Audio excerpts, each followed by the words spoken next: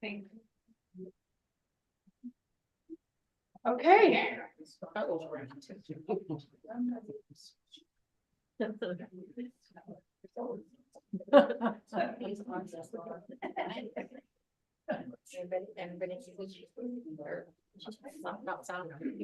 Meeting, have your body.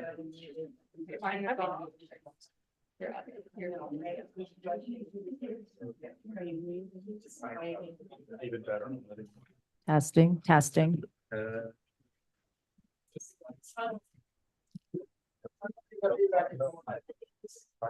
Okay. You want to say something? Say something again, Margot, so you can. Test. It's just the room. Okay. Okay. All right. I'm gonna go ahead and call today's meeting to order. Today's Monday, June 10th, 2024. We'll go ahead and start with roll call. Jeff, we'll start with you online. Thank you, Jeff Payne.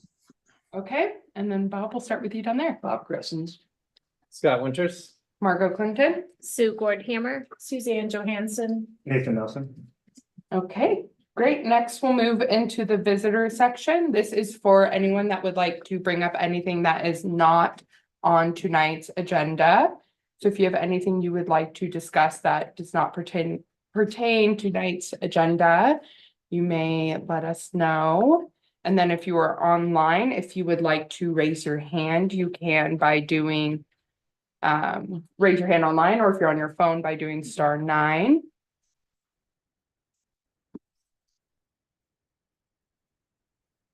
Nobody. Okay, great. Next, we'll go ahead and move into the legislative public hearing. And this is for PL text 2023-0178. And Pauline, you're doing this. Do you want me to read all of the text following it? Do we need to? Probably just the opening sentence. Okay, all right. Proposed text amendments to the Bend Development Code relating to the tree preservation and street tree and planter strip landscaping requirements.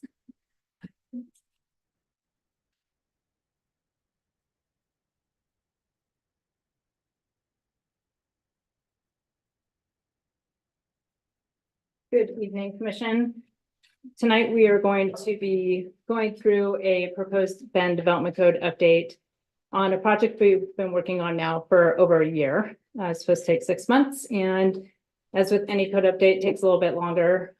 We've been working with a committee called the Tree Regulation Update Advisory Committee for, I think it was about 6 months, took from June to December to draft proposed amendments to amend the Bend Development Code update or Bend Development Code for tree preservation standards. It was from a resolution that the City Council drafted and adopted, and it provided a scope of work for the tree committee to work on to propose amendments to the Planning Commission and for the Planning Commission to review and make recommendation to the City Council to consider to the Bend Development Code. There are some City Council environmental and climate goals that address tree preservation that we'll go over. We'll go over the proposed amendments to the Bend Development Code.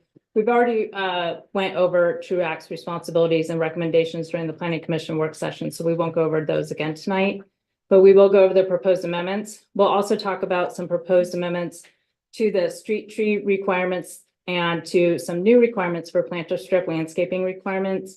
Talk about the public outreach that staff did, and then talk about next steps. So since this project carried over a year, there are actually two sets of goals that address the proposed amendments. One was from 2022-2023 of the environmental and climate goals from City Council. And the goal from that time was to improve quality of life for more people in Bend by increasing equitable access to clean air, water, and to healthy environment, to implement solutions that fulfill the city's commitment to being good stewards of our natural environment, decreasing carbon emissions, and mitigating the effects of climate change. And the action item for the goal at that time was to revise development code and other relevant standards to protect trees while balancing housing affordability and natural resource preservation. And that was an important part of the scope of work the council directed TRUAC to take into consideration when proposing recommendations. Council did hear from the community that there is concerns about the loss of trees during development.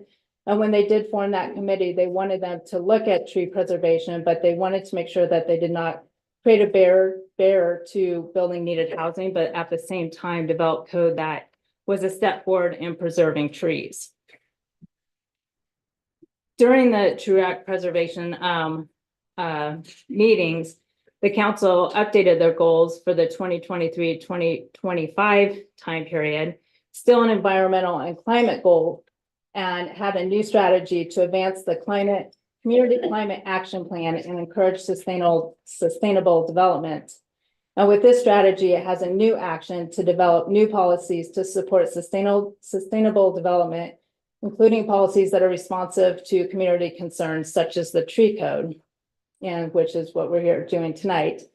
In addition, there is a strategy with this environment and climate goal to protect our watershed through conservation and water stewardship, and to implement conservation goals in the water management and conservation plan. And I won't go into detail about that plan. If you have questions about it, we have two staff members here, Lori Faha and Dan Dennings, and they can answer questions about a part of the Bend Development Code update tonight, which is to remove turf being allowed in our planter strips and to require plantings in our planter strips. That's one of the part of the code updates that we'll go through. And that implements this new strategy out of this council goal. So to highlight the proposed package of amendments at a high level, with any code updates, we usually have new and revised definitions in chapter 1.2. We have kind of reorganized and some updates to chapter 1.3 enforcement. Because there is new requirements for tree preservation, we went through chapter 2.7, our master plan chapter, and made sure there's consistency. In chapter 3.1, we made an amendment so that street trees can be planted after 5 feet from being located from a driveway or an alley. That is practiced today, so we wanted to make sure it was consistent. And then in chapter 3.2, it's where a majority of the amendments take place. We updated the tree preservation standards, which we'll go into detail on. We updated the street tree requirements, and then as I just mentioned, we added new requirements for water efficient planter strip landscaping. These chapters here are more of our process chapters. So in chapter 4.2 is our minimum development standards review. So this is where if you were submitting a building permit for like a single family dwelling unit, middle housing, or cottage developments, we updated the submittal requirements for landscaping and tree preservation, and we added requirements for street trees and planter strip landscaping. And then if you were creating new lots, so a land division, we updated the submittal requirements for tree preservation, street trees, and planter strip landscaping. And then in the master plan chapter, so if you have a property that's 20 acres or more, we clarify when tree preservation standards would be required and that they can't be modified by a master plan.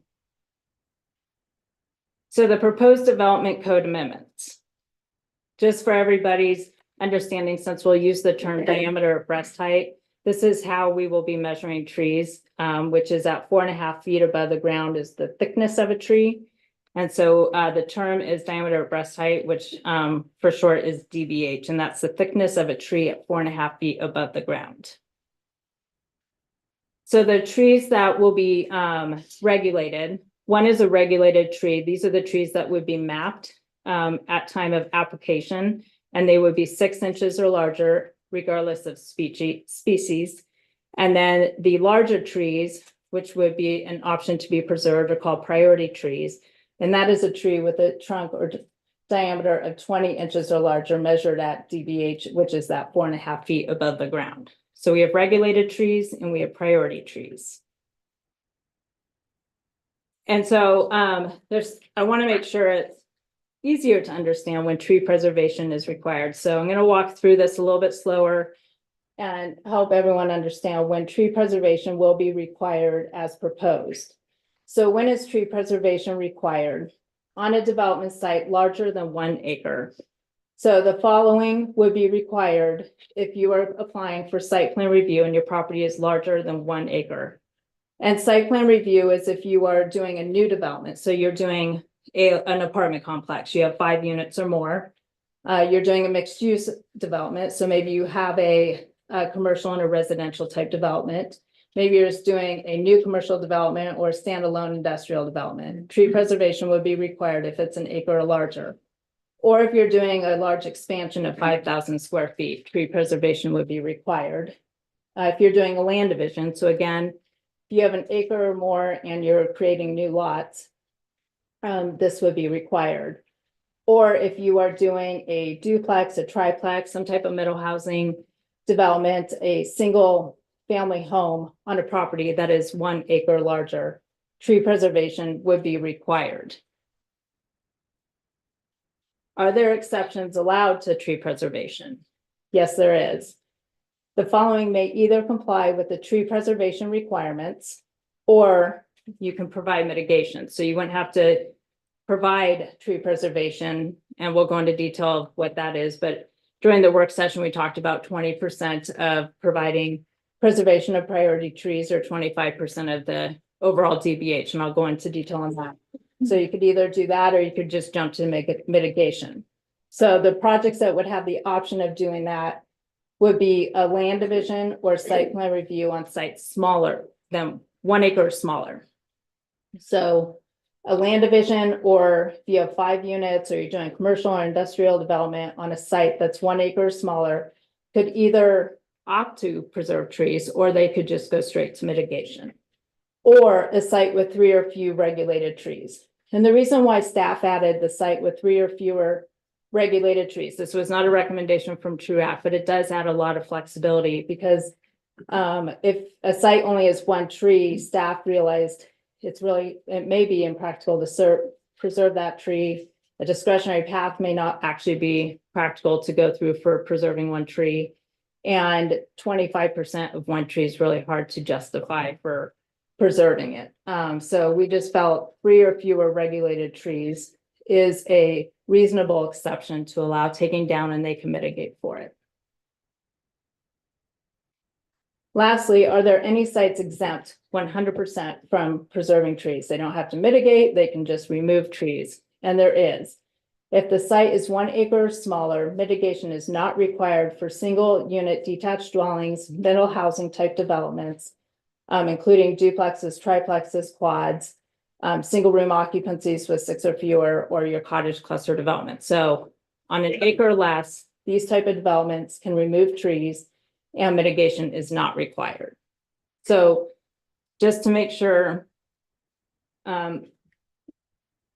hopefully this is a little bit clear, when tree preservation is required on a site larger than 1 acre, site plan review, land divisions, and single family middle housing, tree preservation is required. Exceptions are allowed if you are on sites 1 acre or smaller. The exceptions would allow you to comply with tree preservation requirements or opt for mitigation if you're on 1 acre or smaller. And then there are just complete exemptions if you are 1 acre or smaller for middle housing and single unit, single family homes. The submittal requirements that are proposed include a tree inventory table. So the table would include a number for each tree that is a regulated tree. An applicant can propose to exempt poor or very poor or dead trees from the inventory table with documentation from an ISA certified arborist. That way we know the tree is truly poor or very poor and dead, and they can exempt those trees. They don't have to mitigate for them. They can just take them out once the development approval has gone through the process, and they don't have to mitigate. They would have to submit a tree preservation site plan that would accompany that table. And that site plan would show the location of improvements, the location of all regulated trees, and the tree status. So whether or not the tree is proposed to be removed or to remain, and the protection fencing. The tree preservation calculations would be submitted that demonstrate the % of priority trees proposed to be preserved on site, and the percent of the total DBH of all regulated trees proposed to be preserved on site. And then the calculation showing the 20 and 25% of the preservation. Oops, wrong way. So what are the preservation options that a developer would have? And they have two sets. They would have a clear and objective options that they can propose. The three options would be: one, at least 20% of the priority trees. So of the 20 inches or larger, they would have the option of preserving 20% of those. Or they could look at preserving at least 25% of the overall DBH of regulated trees on site. So they'd add up all the 6-inch trees and preserve 25% of that. And option 3 is at least 5% of the overall DBH of regulated trees. And then they preserve the mitigation. And the difference would be between the 5% and the 25%, they would have to provide mitigation.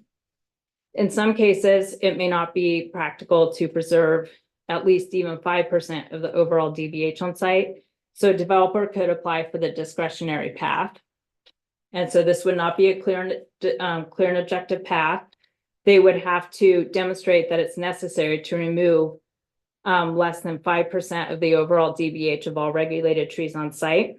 There is different reasons that they may have to go through this path, and maybe it's due to block length and perimeter standards, connectivity standards, arterial and collector streets need to be installed that are shown in the transportation system plan.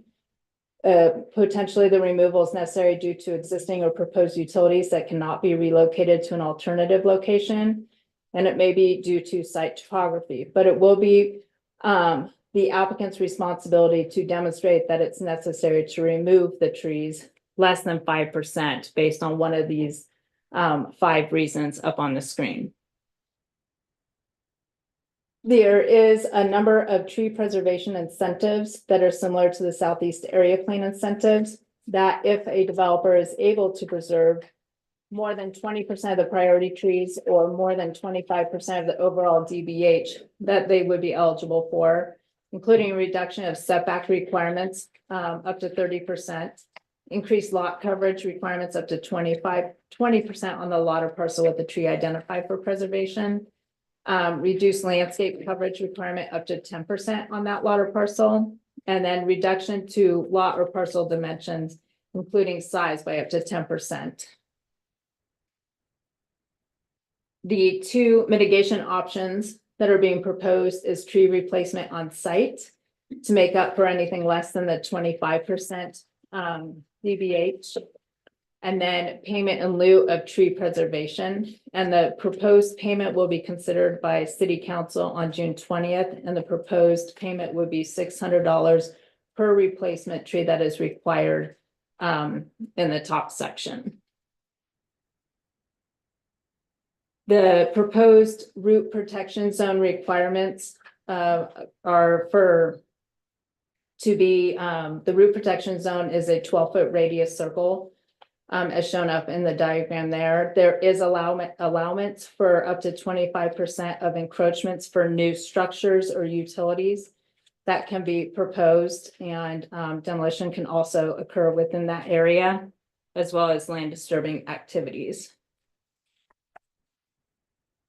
There is requirements for tree or allowances for, requirements for tree preservation conditions of approval. So trees identified for preservation must be preserved for a minimum of 3 years from the date of the land division final plat approval or building final inspection, whichever occurs first. There's requirements for the replacement trees to survive within the first 3 years from the date of building final inspection. And if it does not make it within that first 3 years, then the property owner must replace it with a similar tree. And then if the trees are placed within a tract or easement, applicant may delineate and show the preserved trees or replacement trees in a tract or easement if they wish to do so. This new requirements for street trees and planter strip landscaping requirements. So the street trees are already required for residential land divisions and for projects subject to site plan review today. And because the single family homes and middle housing land divisions, 1 acre less, do not have to preserve trees. The thought is that to require them to preserve street trees with the proposed amendments to help expand the urban canopy in the city of Bend. So those developments, as proposed, would be required to put in street trees when there's an existing sidewalk or if a sidewalk is required with development. So as they're putting in a new sidewalk, they're putting in a new planter strip, then they would put in street trees. Also with this project, the proposed amendments is pulling the existing street tree list out of the Bend Development Code. And it's updated the street tree list and expanded it to over 70 new types of street trees that an applicant can choose from. And the new street tree list is based on the width of the planter strip. And we worked with a number of arborists and landscapers and staff to make sure that the street trees that are proposed are well suited for this area and our climate and for the width of the planter strip. And they will be in Appendix D to the updated City of Bend standards and specifications, which the City Council will review on June 20th at their next meeting. The last update is the landscaping and the planter strip, which is a new requirement in the Bend Development Code. And will be effective if approved on November 1st. This requirement will meet the requirements of the 2021 Water Conservation and Management Plan and Council goals. It will require planter strip landscaping for developments with a new sidewalk or planter strip or when they're planting of street trees in the existing planter strip. So this will be required if a new planter strip is being put in or when street trees are going to be put in. And the thought process is if there's already street trees there and there are irrigations there, we don't want them to have to go in and tear up existing grass or irrigation just to put in plants. So if there's a new planter strip being put in or street trees have to be put in, then we're going to require the planting to be put in. This will also prohibit new grass to be put in the planter strips.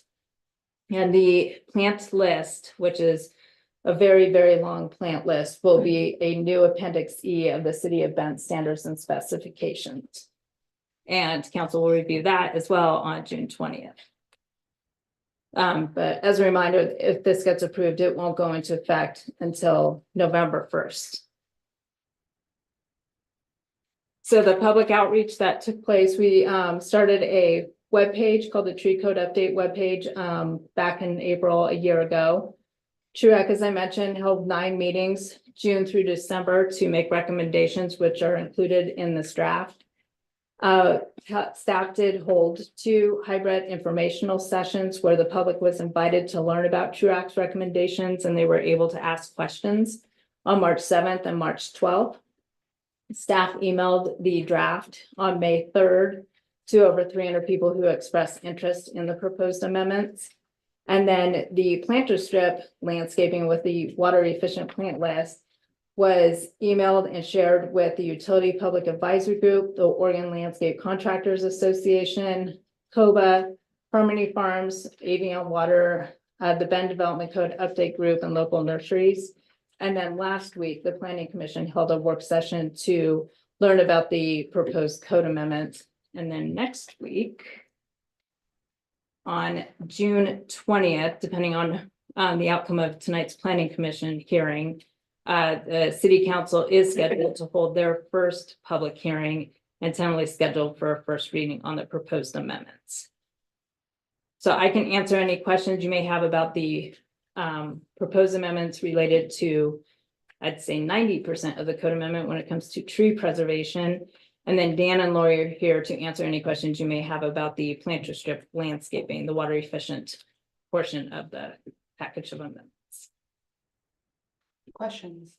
I had one, and this is something that I missed for the work session, but the southeast, and luckily a public comment brought my attention to this, but the southeast area plan. We have kind of a tree preservation that had a little bit of carrots and sticks in terms of setbacks and building height and things like that. And there were some bonuses if you save from trees, but that would go away with this. Right, so for consistency, they will have the same tree preservation standards. The incentives are the same, I believe, as what is being proposed for the incentives in the draft, except for the height. So the setbacks, I've just, And the reason so they were subject to, I believe it was, they had to save trees More 24 than inches or 50% greater of the trees. on 2 acres Mhm. or larger, and they were subject to this tree preservation standards in chapter 3.2. So that doesn't work with the code that we're recommending because they're on 2 acres or larger, saving a different size tree. And then this has tree preservation standards for different trees. Okay. Whereas There were the some one things in here today- that don't necessarily transfer very well, like. If you preserve more trees, probably more robust than this proposed code. Then you can have, yes, increased height or. Increase lot coverage, so thinking, hey, if you preserve these trees, then you get to build a little bit more. Or reduce landscape coverage. Things like that, so if you have an area, then maybe you don't necessarily have to have. I mean, a lot of times landscape, a big portion of landscape is just kind of usually a strip around the outside of the property, but Scott, on the draft code, page 23 is where it lists out the tree preservation incentives, much like you're saying. If a developer applicant preserves more than the minimum required by the code, there are some incentives that can be applied. Yeah, so Reduction we of have reduction. setbacks, increased lot coverage, reduced landscape coverage. so it was just the height. It was just the Just the height. height, there's many more incentives now. Allowed through both state and local codes for additional height. For example, locally, vertical mixed-use buildings and buildings with affordable housing can have additional building height, so. We removed it as an incentive, especially because these standards that Pauline just presented would be applying citywide. And those you mentioned about Okay. additional height in SEEP was just for SEEP, so. We weren't sure about Yeah, continuing to include the height bonus citywide. So the incentives are up on the screen. but the height bonus isn't staying for just the southeast. That is true. I just wanted to pop on for Jeff really quick since he's online. Jeff, did you have any questions? Not of staff, no. Okay. A question that I forgot to ask last week and just wondering the driver, it was on one of your charts about when a tree straddles a property line or you have a boundary tree.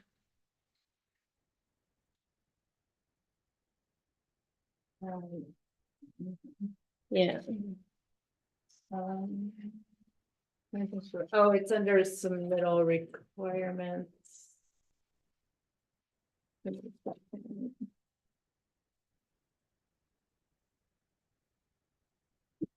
I know we didn't discuss that in the meetings, right? And I'm No, wondering and that. Ian might be able to. Trying to think where. Oh, right here, Yeah. it's under tree so trees with trunks that straddle a property line at ground level with another property line are not included as part of the tree preservation calculations. That's on page 22 of the draft code. Mhm. And it is also.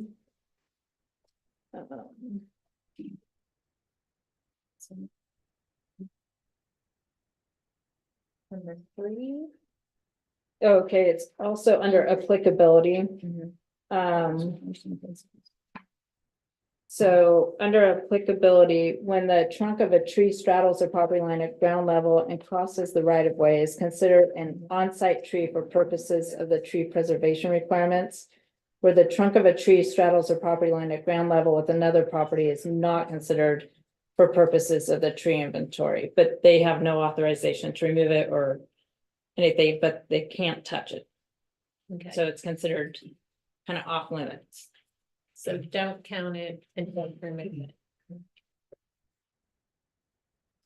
And that's in part because state law, and I'm paraphrasing, essentially says that a boundary tree, a tree that touches more than one piece of property is shared both in terms of the responsibility and the obligation. So we wanted to be careful in this part of the code to not do anything that could even be suggested to give, let's say, one property owner or a developer authority or an argument that they could take down a tree that really they couldn't potentially without consent of the other property owners on which the tree onto the property owners of property onto which that tree extended. So we felt that for so-called boundary trees that straddle a property line between two private properties, taking it out of the picture made sense, but for a boundary tree that straddled the property line and extended into the right of way that the city administers, we felt like including it made sense. So that was the reason for the distinction.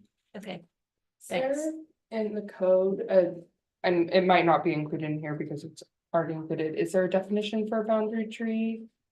I'm wondering if that might be worth adding in, because there was just a lot of verbiage around that in that section of the code. And I know, and like in some of the other codes I looked at, it might just be helpful to have that earlier on, just saying boundary tree is one that falls on the property line between two property owners. Private property owners or something like that. There is not one. Yeah. It might, it just might be worth looking at. I don't know if it, I've seen them in other codes. This was Yeah. almost so added kind of towards the very end of the. I look at a lot of tree code and with my job, and so I've seen it called out in a lot of different trees. Some places call it a perimeter tree, some call it a boundary tree, you know, and it's just helpful to kind of identify it in the definitions. That's good. I have several questions because I wasn't here, so I don't mind going last, so you should go. Well, it's just, hold on, saying that one, they can't be removed. If they're on the boundary, even if both property owners, That's the way it's drafted, yes.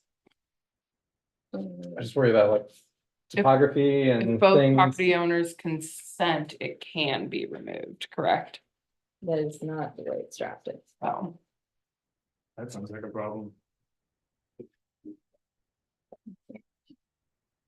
and then how would that be addressed? So I'm trying to remember here, Pauline, but do we say? We say that for a boundary tree, and the question about a definition is a good one. That we're not including them in the inventory. Correct. We don't include them in the inventory. That's what So it says, but then Yeah. it Seems like also- then they wouldn't, Sorry, Okay. I'll read it again. Yeah. I'll paraphrase, but when the trunk of a tree straddles a property line, it is considered an on-site tree for the purposes of tree preservation requirements, so it's in the calculation.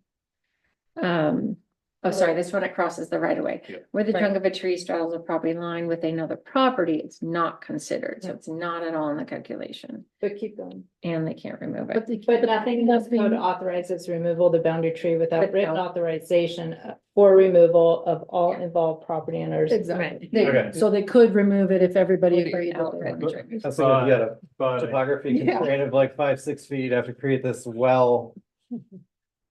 But I think to that point, outside of this process where we're regulating trees and development, so.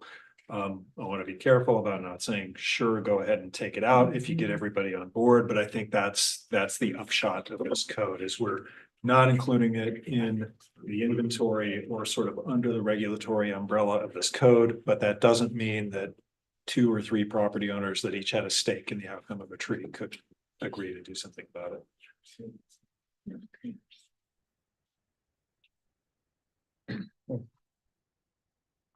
Okay, so I have a few questions. I asked in the work session about the certified arborist, but I feel like it's inconsistent throughout the language in some place it says certified arborist.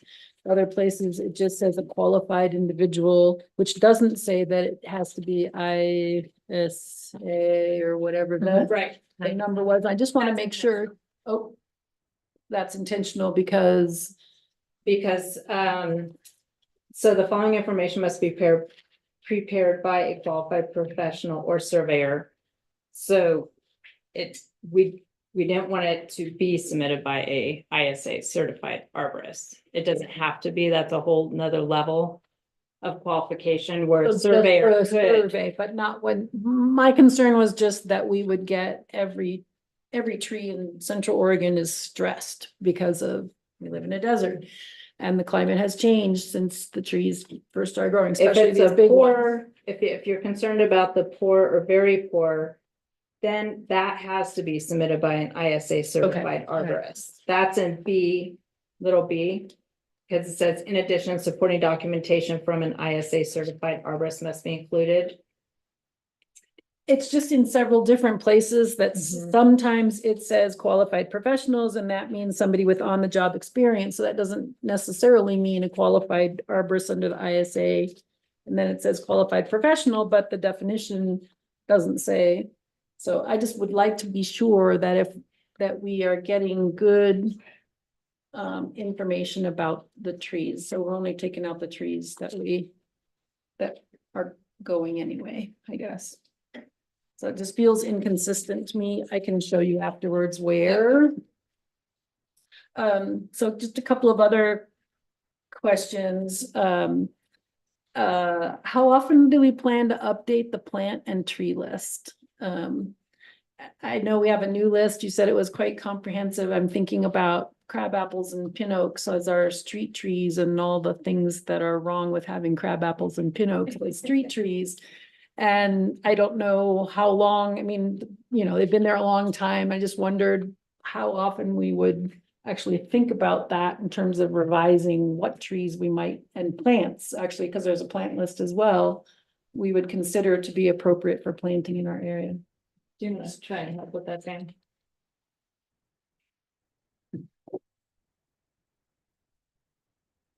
So we put a lot of work into getting input from academia, the green industry about what plants, at least with the plant list and the trees were appropriate at this time and then available in the quantities that we would need for developers to be able to put those in.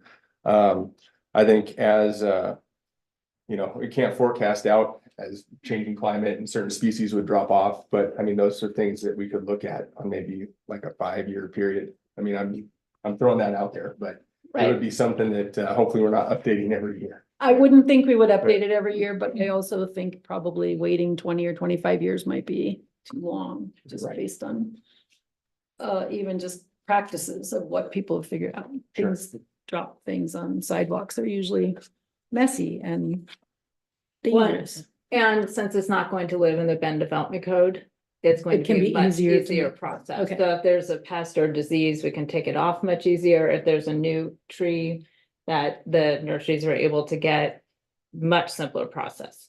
Great. Also, when will we reevaluate the mitigation? So we talked about this in the work session that we were gonna see like how many applications and who chose mitigation versus doing one of the others. And I don't know if we have a plan for that or a number of. I just would like to make sure that we do review that in a timely manner and we don't let it go on if mitigation ends up being the thing that everybody uses and we cut down all the trees. So I think as Renee mentioned, it's probably going to be a year to 3 years because we need applications to first submit and start seeing what they end up proposing.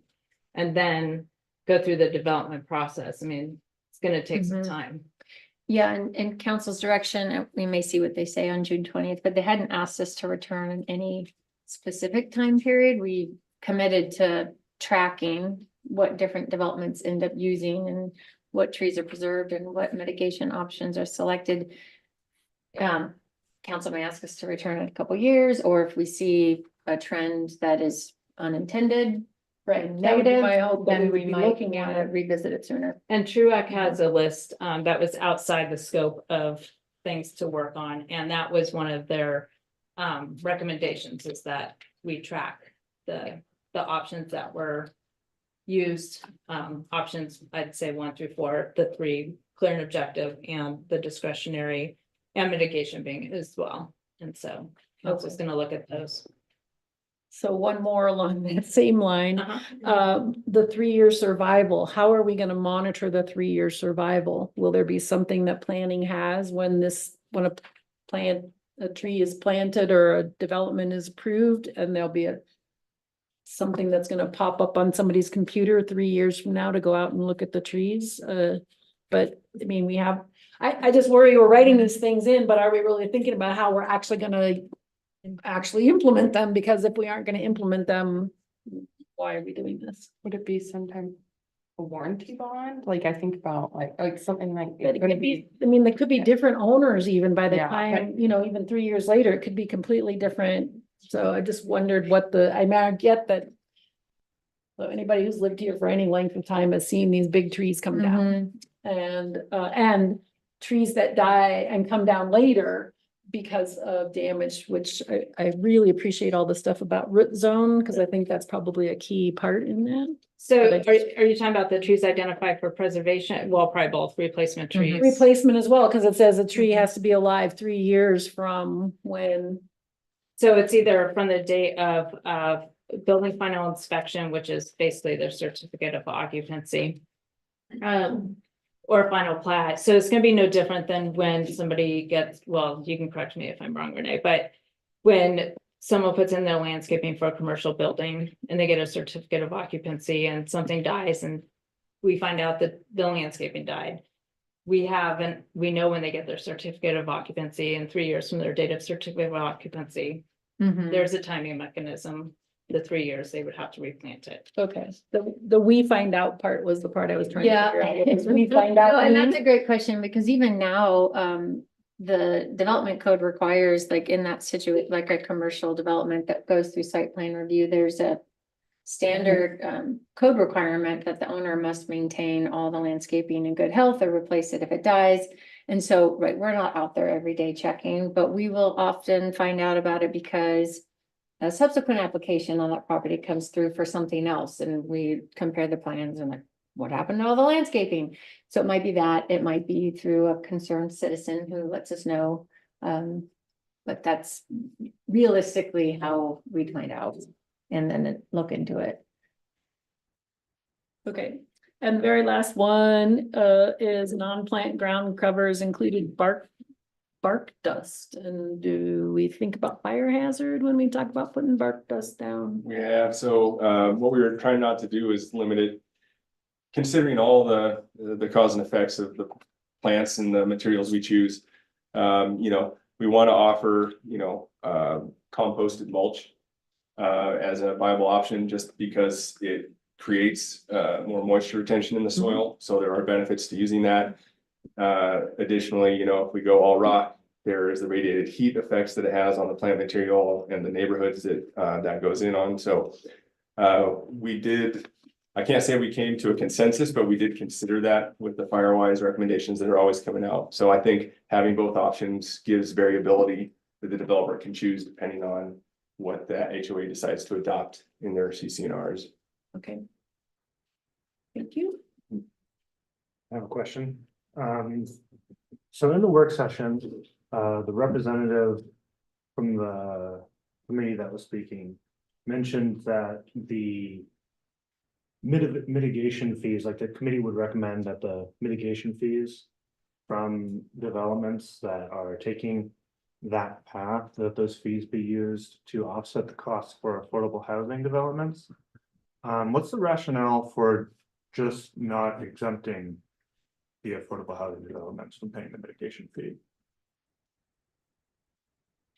I think that question came up at some point during the True Act meetings. And ultimately we didn't ask the specific question, but ultimately didn't make that recommendation that any development other than the ones Pauline mentioned, less than 1 acre be exempt in some way, because there was also talk about industrial developments being exempt, and ultimately those weren't added. It could be something if a majority of the planning commission wants to add that as a recommendation to council, you could consider that. It wasn't in our charge or in the charge of True Act. I mean, we were asked to balance the tree preservation and facilitating housing, but there wasn't anything in our charge to entirely exempt certain developments from it. I think there's discussion about using fees towards helping offset, maybe plant their street tree requirements, because the thought is that affordable housing still needs trees and canopy, just like any other area in town. So maybe help go towards their canopy versus not require canopy. That's a possibility. But to use, the recommendation was to use some of those funds to help them plant trees. Thank you. That's a Right. question. That's right. Some of them are gonna be so simple and you guys Okay. probably already went over them and I apologize. How did we arrive at 6 inches on the tree for the size? That seems really small. For all the tree codes I've worked in, and granted, we're in a different climate than the other side of the Cascades. I mean, I looked at it, I double checked today, but like the small, I think. Where did I put it really down? Gresham's 8 inches, City of Sandy's 11, Portland's 12, Eugene's 8 inches. And we chose 6 inches and that just felt a hair restrictive. I know you guys spent so much time and so I know there's an answer. But No, go ahead. No, I'm happy to, but. if anyone wants to answer Okay, it. sure, so you're right, TRUAC deliberated on that for probably more than one meeting. Pauline presented a lot of exactly what you just said, what other communities require. We talked about the city's existing, what we consider significant trees and the pros and cons and where TRUAC ultimately landed was 6 inches regardless of species. And I think part of the pros and cons were on the one hand, keeping the lower number at 6 inches rather than 6 and 10 like we have now, is it put more trees into the denominator of what a developer needs to preserve. So it gave More in flexibility. theory, it could offer more flexibility for which trees are preserved because you're not just mapping in and only regulating the very biggest trees, which is council's objective in this was to try to preserve the larger trees. But as TRUAC was going through their meetings and considering different options and wanting to provide flexibility, they ultimately landed on 6 inches as a way to offer more flexibility, just bringing in that many more trees into the whole equation. Okay. Can I just add one comment? Yes. And correct me if I'm wrong, seems that the arborists who do tree inventories stated, and I think the landscape, one of the architects as well, that 6 inches is what is being standard in the tree inventory. Yeah. And so that was part of it. Okay. Junipers. That wasn't discussed at all. Next question. Just out of curiosity, what was the arrival? Because I mean, there was a lot of comments on that as well, public comment and concerns on that, and I guarantee it'll come up in public testimony tonight and they can't get answers back, so I'd like to kind of talk about it right now. How did we kind of arrive at that on junipers? Because they are, I mean, in my own yard, everything dies around them. It's just like a circle. It's just a dead zone, which is fine. It's just dirt underneath it, but I think there was a lot of discussion on it. but they provide a lot of shade in my yard, so Right. there are like, there's a toss up and They're so. drought tolerant unless there's water. They will drink the water if they are provided water. They're fire resistant, they're not fire resistant. They're valuable, 'cause all trees are valuable. That just depends which side of the fence. you're Yeah, on. there's a Kind of recognition that discussion. in some areas of town, all you have are junipers. Yeah, and because so it's like, to the like the not- minute you Yeah. get past 97. Islands, Correct. I don't Although have we pine. did review one potential, one of the 8 developments, and it was on the west side, and I would say it was probably 75% junipers. Mhm. So there. It is a lot of people have a lot of junipers, and so I just know that It was greatly debated. um, Can I just? Yeah. Jump in just because it's like a related question? oh, of course. Speaking of junipers and the difference between like the east and west side of the 97, and the density of trees involved, was there any discussion about the equity component of like how this is going to be applied to different regions of the city and how it'll incentivize development in some places and not others? Like wooded areas. Or Yeah, like anywhere south or east, like southeast of town is going to be, it's gonna be cheaper to develop there Fewer compared to trees. like just south. Cause there's less trees.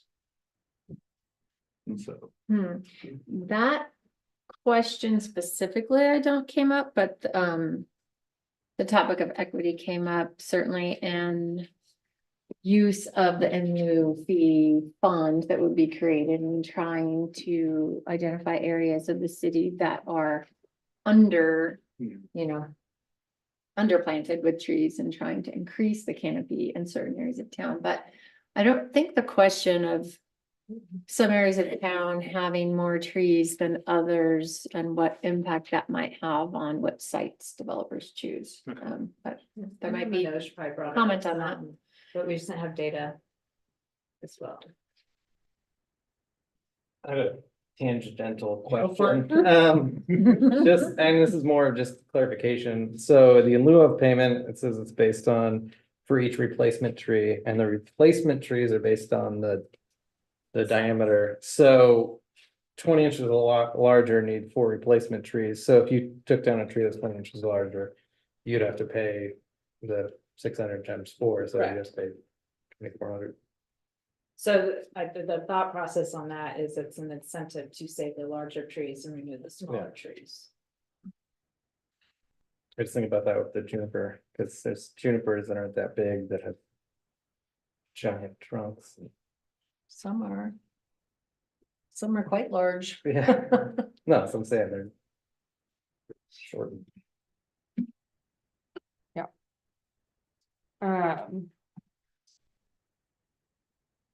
Okay, back to the arborist and certified arborist, and the root protection zone, and so it talked about the 1-to-1 ratio, and then you can encroach that 25%. Often when we've had developments where, like, so when I've done projects up in like the Portland area where there's a lot of trees and we have to, arborist reports are standard, and we have an arborist, certified arborist provide a report. We're able to have a reduction in an RPZ provided by the certified arborist, and it has measures, so we're able to put up like a certain kind of construction fencing that has to be an RPZ, and then it's like arborist supervision within X amount of feet of construction in the RPZ, so they lay out the arborist that the certified arborist hired by the developer or builder, whoever lays out the guidelines that is then reviewed by the city and accepted by the city. Allows for reduction in an RPZ, which can then aid in design and the development. Is that, I couldn't quite tell, is that an option here? 25%. You can reduce it by 25%? Yes, you could do encroachments up to 25%. And I worked with, I think it was Portland and Gresham. Okay, so you can, I couldn't quite understand that, so that's, Yeah, it will be on, starting on page 25F, and then encroachments, is F2. New encroachments is, no closer than 1/2, of the required root protection zone, and I believe I got the pictures from them. perfect.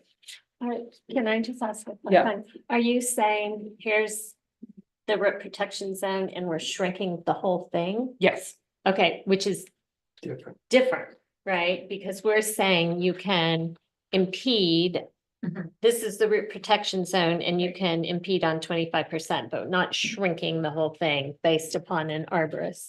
Let me get my- Not the original diameter. Correct. That's what you're asking. Is that But what you're? 25% of the area. So say it- being encroached. Right, Yeah, you're here's- asking the whole. here's the tree, here's your Yeah. your RPZ, and an arborist will come in and say, if you put up, tree protection fence, you can actually, and, if I come and supervise construction in this area all the way around, you can reduce your RPZ. Look up on the I see. screen, Okay, so that it's saying that, this 25%, or wherever your 25% is, you can do that. and they're saying you could, the way they do it is you can disturb they just reduce the RPC to a certain If extent. it's It's just a- monitored on site. Or they, so and they you're- lay out, and they'll lay out, sometimes they'll just say you can actually, based on the species, the size, They also have a, very specific, they'll say you can actually reduce this root protection zone. It's not 1-to-1 for this tree. It's actually, this is a more accurate RPC for this type of tree.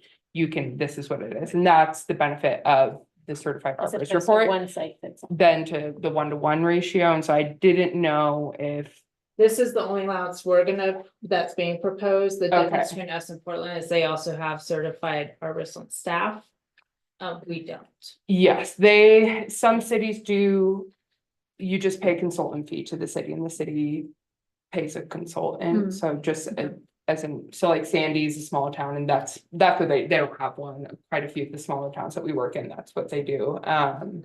It should, and I think this is something that you can look at as you, in the 1 to 3 years, like when you come to Yeah. revisit it. I Yeah. think that's something to look at. Kind of to see, just because, yeah, all trees are different, they all have different actual RPCs. And then invasive species, if it's an invasive species, I'm assuming I shouldn't assume, does it not count towards the tree count? The 6-inch, you mean? If it's over 6 inches and it's technically an invasive species. Cause we'll have sometimes, Like aspen. someone will plant, some kind of exotic tree in their yard and it does grow over time.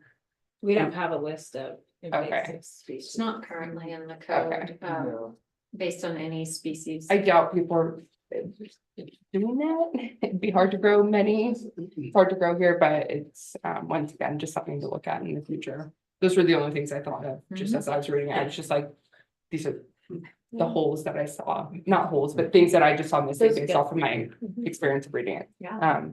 But it was very thorough, so it's good. That's all I had, so any more questions? Everything that I'd want to bring up at this point should be done during In deliberation. deliberation, yeah. Me too. I appreciate, sorry, I wasn't here, so I appreciate you guys letting me ask my questions from the work session. Okay, then we will go ahead and move into thank you, staff. The public testimony. And I'm gonna go ahead and pull up the attendees. And what we're going to do today is, for everyone, we're gonna do a 2-minute limit and we will cut you off at that 2 minutes. And for those who have not testified before, this is not a question and answer, so we are not able to reply to any questions you may have. We're here to listen and take into consideration everything you have to say.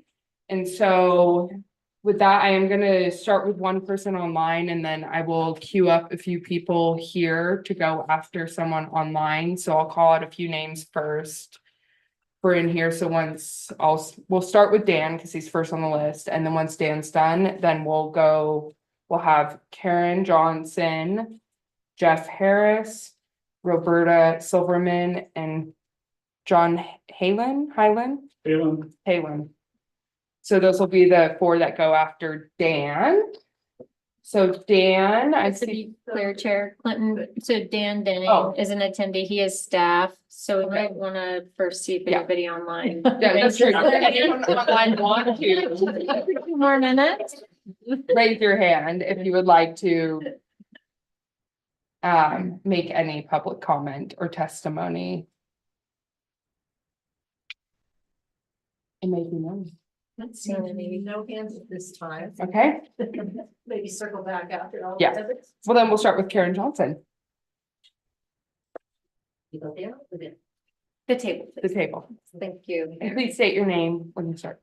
Thank you. Good afternoon or evening, I should say. My name is Karen Johnson.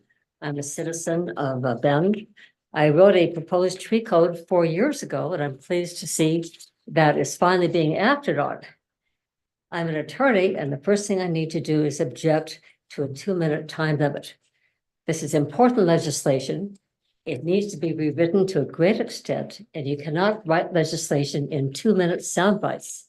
So I object to that 2 minutes.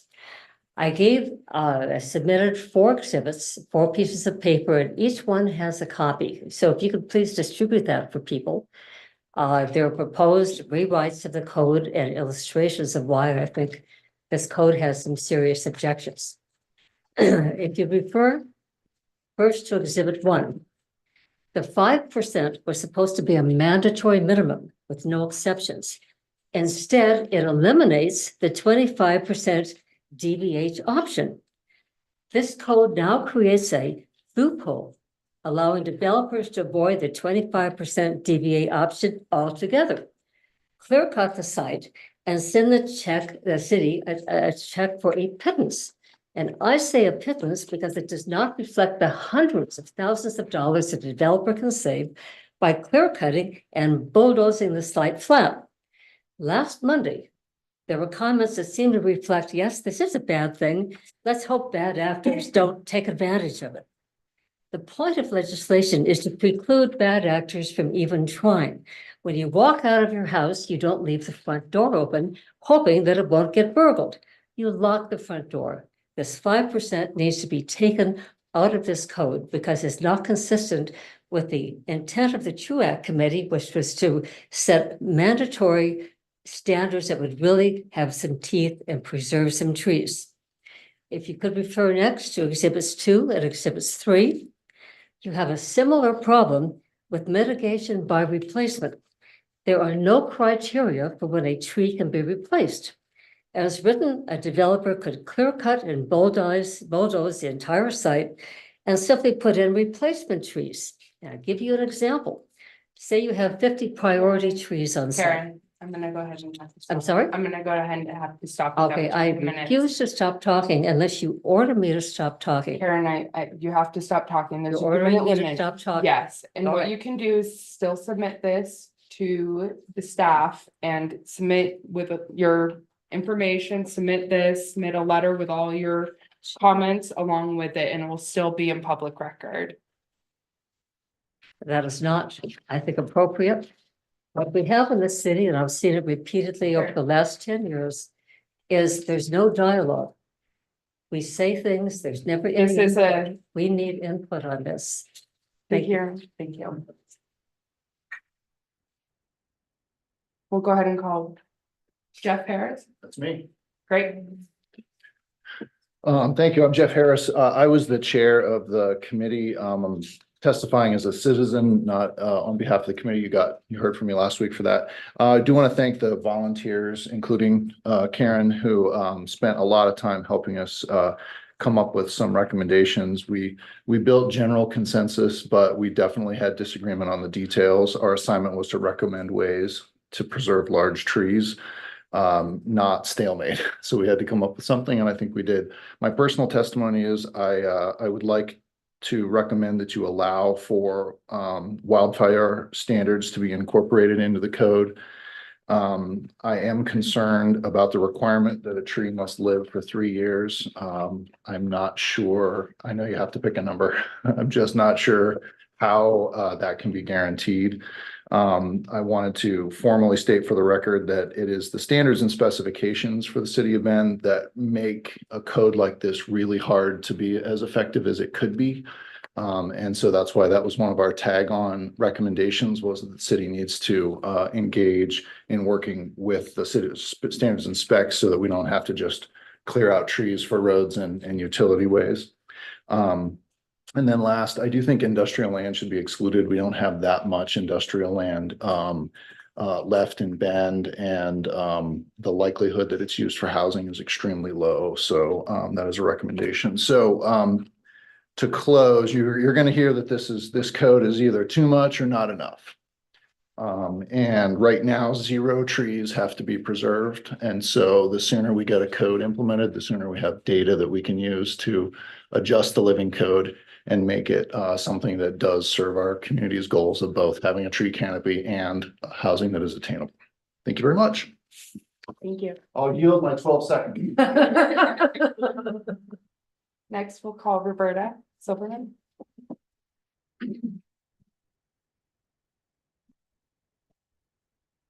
So yes, I'm Roberta Silverman. I live in Bend and I serve as the land use chair of Southern Crossing neighborhood.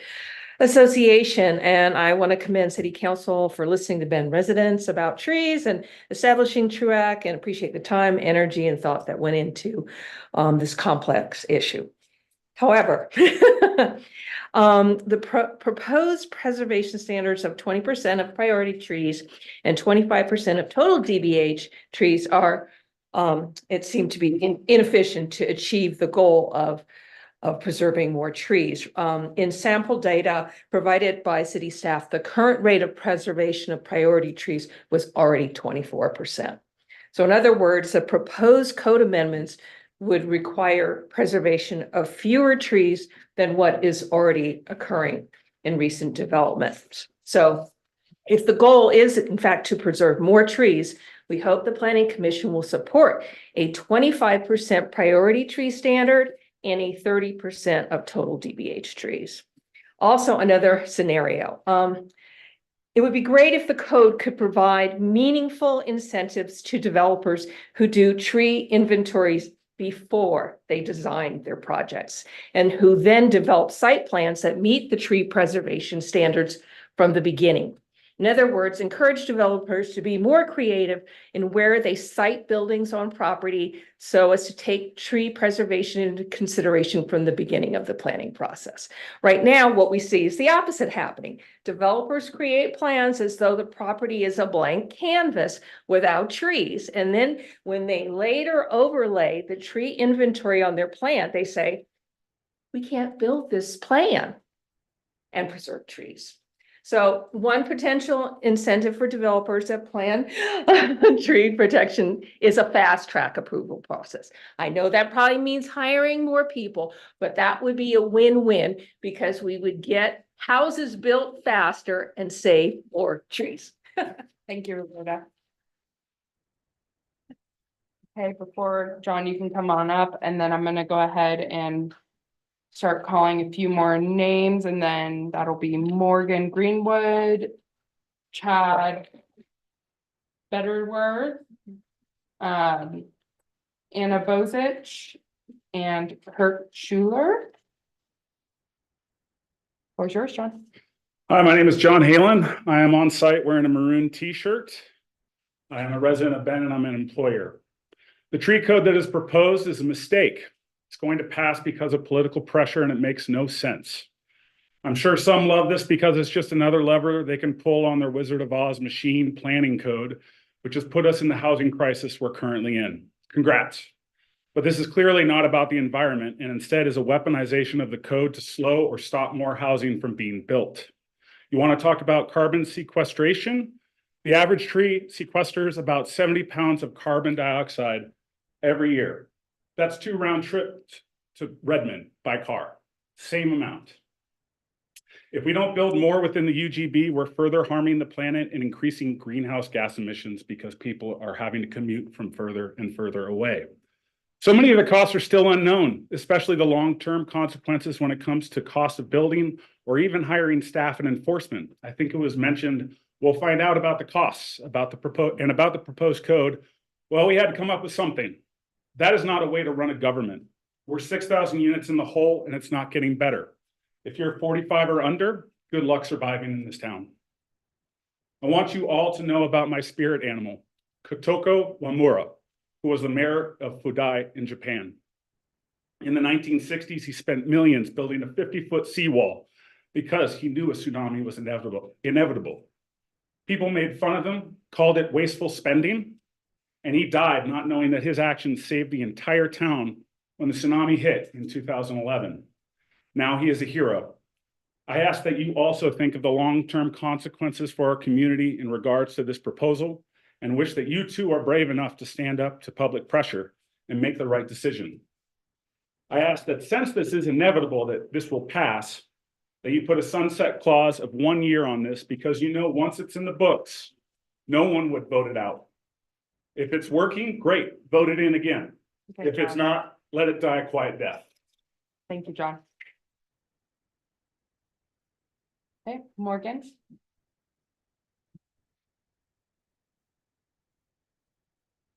Thank you, Chair Clinton, Commissioners. My name is Morgan Greenwood, Vice President of Government Affairs with Central Oregon Builders Association. I also served on the TRUAC as well. I submitted a lengthy letter, so I will spare you the having to listen to me say the entire letter verbatim and just hit on a couple of crucial points here. Council's direction was to preserve trees and balance the need to increase needed housing supply in the city of Bend. And so I wanted to make a few points to illustrate how the proposed code could be amended to increase housing supply. Primarily, as has been mentioned earlier, there is a need to compare the proposed tree code to the wildfire mitigation standards that are laid out in the Bend Comprehensive Plan and in Firewise community standards. The best idea now would be to adjust the proposed tree code so that they match existing wildfire standards. As wildfire continues to be an increasing threat, public safety is going to be a crucial balance that will need to be met here. This also applies to trees that are both preserved and mitigation trees that are replaced. Trees that are placed improperly on site can also increase wildfire risks as well.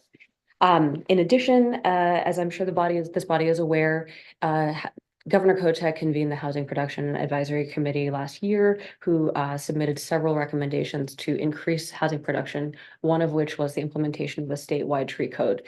The recommendation provided numbers for diameter at breast heights that are very specific to the west side of the mountains.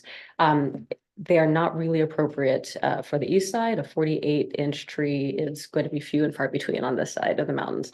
However, in order to acknowledge the recommendations made by HPAC, I think it's crucial that the numbers be revised upward so that regulated trees are 10 inches and priority trees are 28 inches. I hit time. Yeah. Very good. Thank you.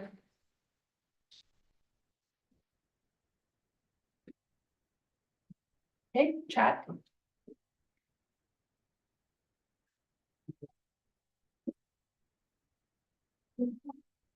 Thank you. Good evening, Commissioner members. My name is Chad Bettisworth. I'm with Empire Construction. I appreciate the opportunity to provide feedback on the proposed amendments to the development code for tree preservation. We understand the need for clear and objective codes and the use of managing trees. However, we believe that mandating preservation trees in zoning districts that may not be reasonable due to inadequate characteristics of industrial and commercial sites. These areas are often feature large building footprints with single floor elevations, extensive parking lots, and truck routes. Construction of relatively flat sites require inclusive grading across the entire property. Therefore, applying stringent tree preservation requirements based solely on grading considerations could pose challenges and even hinder development of these facilities in these districts. Additionally, preserving juniper trees in industrial and commercial zones presents other complexities. The formal irrigated landscape areas required around these zones does not easily integrate native juniper trees into those condition strips. Instead, utilizing replacement trees may offer a more practical solution without compromising the project's functionality or aesthetics. In conclusion, we would request that the city consider removing industrial and commercial zone land from the new code changes and remove juniper trees from the regulated species list. So request. Thank you. Thank you.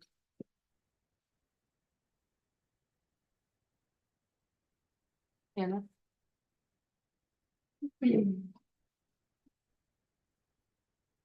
Hello, Commissioners. My name is Anna Bozich, representing Polish Homes. I'm here today to say that Polish supports the council's goal to preserve more trees within the city, and we respect the work that TRUAC has done thus far.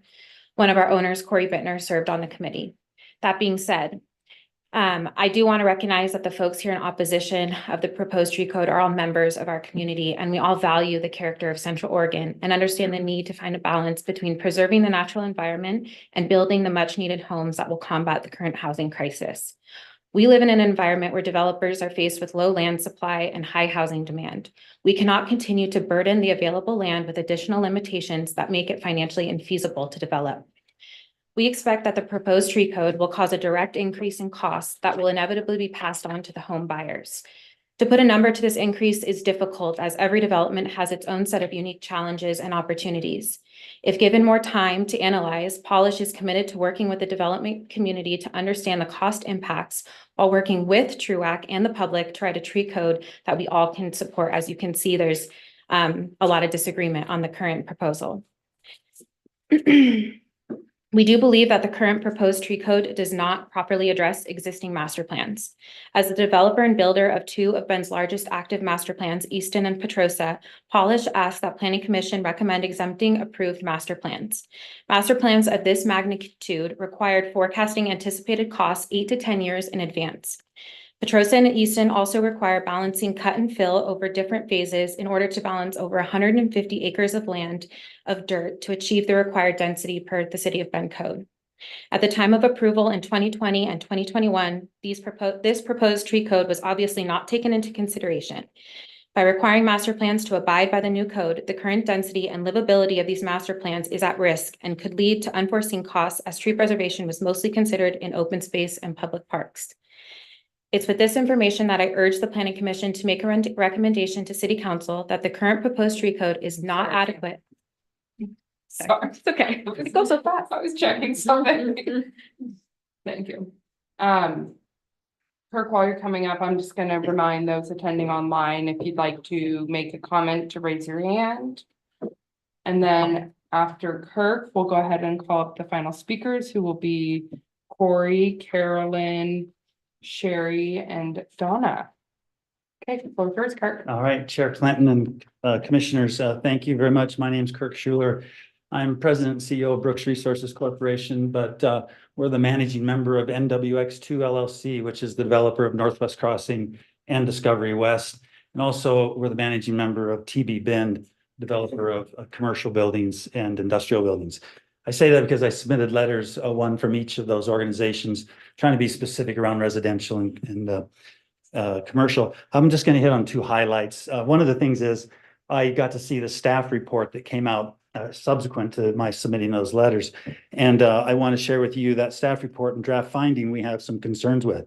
We believe there's 3 examples where the staff has either not addressed relevant comp plan policies or failed to provide sufficient findings to conclude that the proposed amendments comply with the Bend Comprehensive Plan, your guiding document in a lot of ways.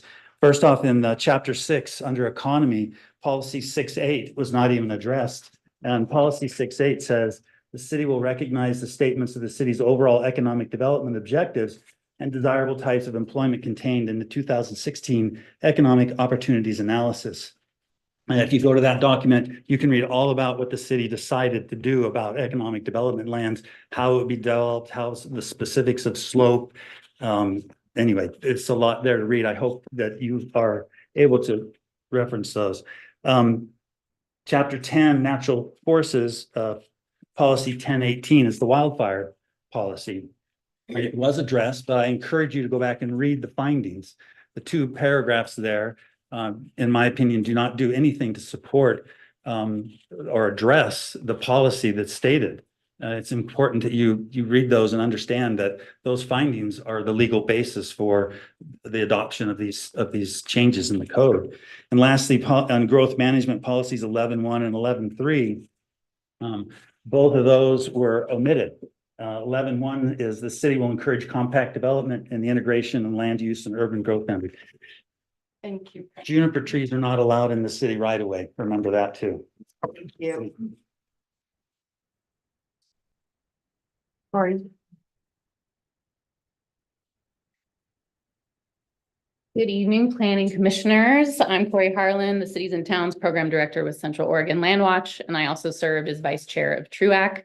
The proposed tree code updates before you tonight are what policymaking looks like when the process includes a broad number of community members and stakeholders.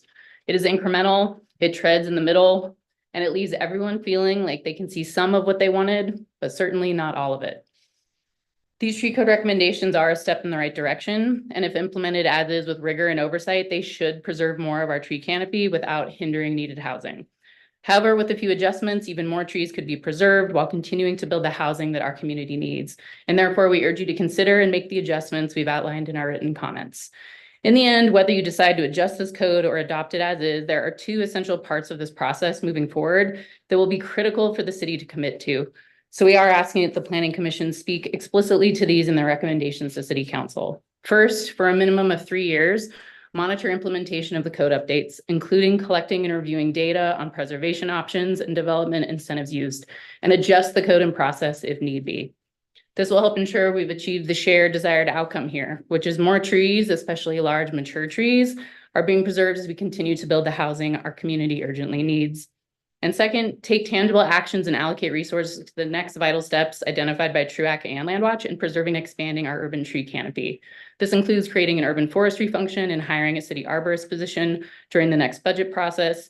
It's really time to start mapping, managing, and investing in our urban tree canopy, especially in underserved areas. And there are 3 other additional actions outlined in our written comments. They were also part of TRUAC's recommendation. We would like to see those included and mentioned also moving forward tonight. It includes, as you've heard, review of street and right-of-way standards, updating upcoming stormwater and climate plans, and pursuing abundant state and federal funding for urban tree canopy related work.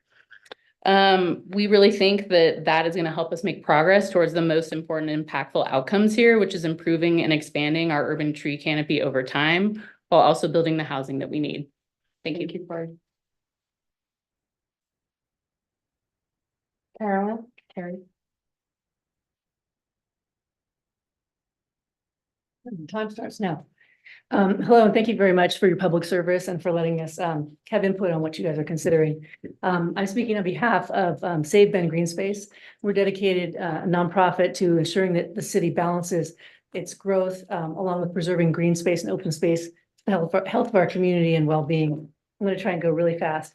Overall, super positive on the hard work done by TRUAC and the staff. However, we feel the work is a bit incomplete. We also are going to stand up and say that preserving the trees that were a condition of approval for only 3 years seems quite absurd to me. Like, why bother? So we would urge you to increase that to a minimum of 15 years. And as to the issues around enforceability, et cetera, I mean, laws are on the books to deter behavior. So put the laws on the books and don't worry about having a fleet of people to enforce it.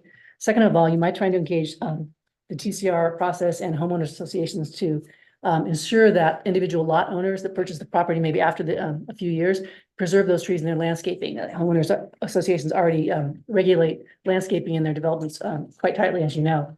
I'm going to go really fast here. So the second thing that we'd like to ask you to do in that regard is to consider where there is open space inside a development, that those trees be preserved in perpetuity. And there's a precedent in Durham, North Carolina, city codes in this area, which I really encourage you to read. They go much farther. Ben should be leading in this area, not lagging, in my opinion. We'd also like to recommend that, as others have said, if you would please up the percentage of priority trees that are required to be preserved to 25% from 20. In practice right now, it's 24%. We want to do better.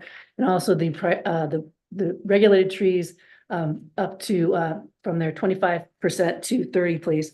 Also, only having them preserve 5%. I mean, come on, really, as a floor, we can get that up. We can do better. Please increase that. Skip that. Also, I think it's super important that you do fund a city staff and resources to monitor this. Okay, and please do it sooner than 3 years.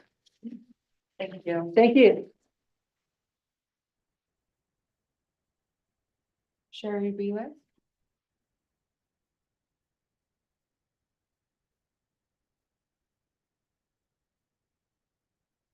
Have 3 documents that I wanted to exhibit into the record, and I have by cross cut 3 of the individual ones for each person, so that I'm not going to address those, but those are comments that I've made prior during the TRUAC meetings, and they're on City View, but for some reason nobody sees them or doesn't care. So I felt it important that those thoughts be in front of you, not necessarily now to look at, but there are 3 different things there.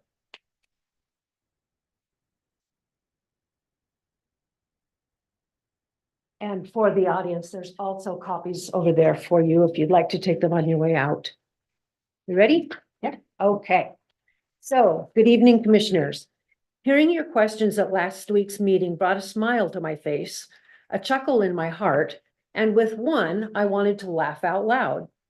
It wasn't because I thought any of your questions were ridiculous. My reactions were felt because I myself have asked many of the same questions to TRUAC when public comments or questions were allowed. Indeed, if you are asking these questions, the public would like to know as well. Nathan, you asked the question of the fee in lieu and was answered that it was $600 per tree required replacement.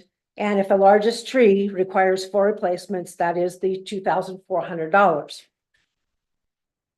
Bob followed up this sentiment with, developers don't care, the check's in the mail.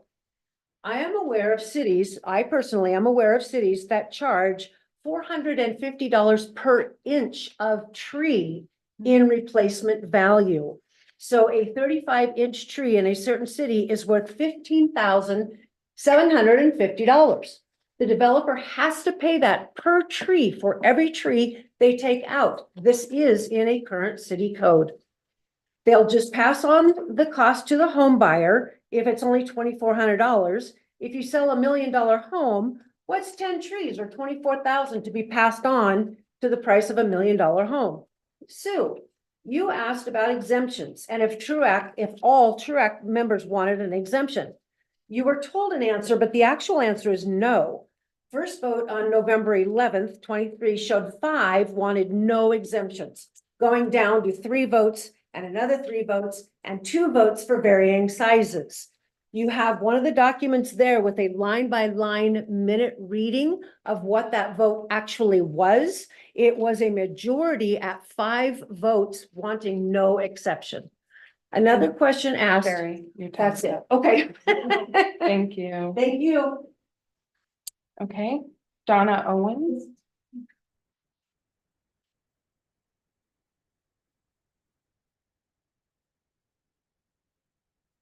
Hi, thank you. These comments are my personal ones. I serve on some boards and I want to make sure everybody knows these are my personal You can comments. also make sure to say your name. Oh, yeah, Donna Owens. Speak up a little bit. Donna Owens. I wanted to thank you and staff, the committee, TRUAC committee, for all of your work. This is detailed and complex. And I will get to my points, I guess, quickly. I'd like to see the size reduced from 1 acre to a ½ acre for the ordinance. I would like to see the fees and fines reviewed so that there's an incentive to preserve existing trees, especially priority trees and native trees, not make it easy and affordable to cut them. And I'd like to see native species be a priority to retain or replace. And junipers are getting the bum rap. They are adapted to our challenging soil and climate. They're long-lived and they define our ecoregion. This is a small start to preserve Bend's urban canopy. Pitting housing development against the preservation is a false start against tree preservation. There's a tree equity score out there. You guys have probably seen it. I looked it up online. So I hope this doesn't whipsaw us into a place where we're going to be looking at all the affordable housing we've made with not preserving some trees and tree equity for our communities that deserve to have trees in their lives. And I'll just close with a little haiku I wrote. Trees, not yours or mine, a gift across the landscape until one day gone. Thank you. Thank you, Donna. Okay, I am out of those. I don't see any hands online. Staff, would you like to have any comments to any of that?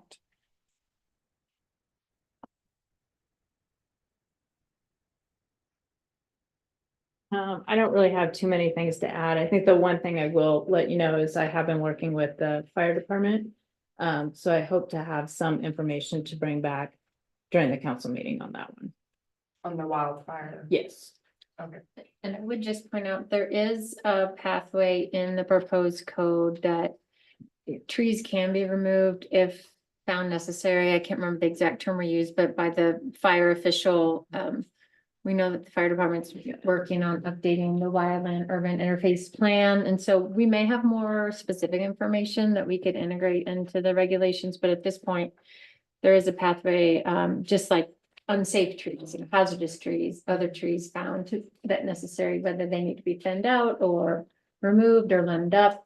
It's what we understand, it's kind of a site by site determination, depending on what's going on the site, the slope, topography, all sorts of things. So at this point, we don't have a specific recommendation of what we put in the code that could be clear and objective. So there is that pathway for someone who needs to, based on fire department official finding that some trees need to come out.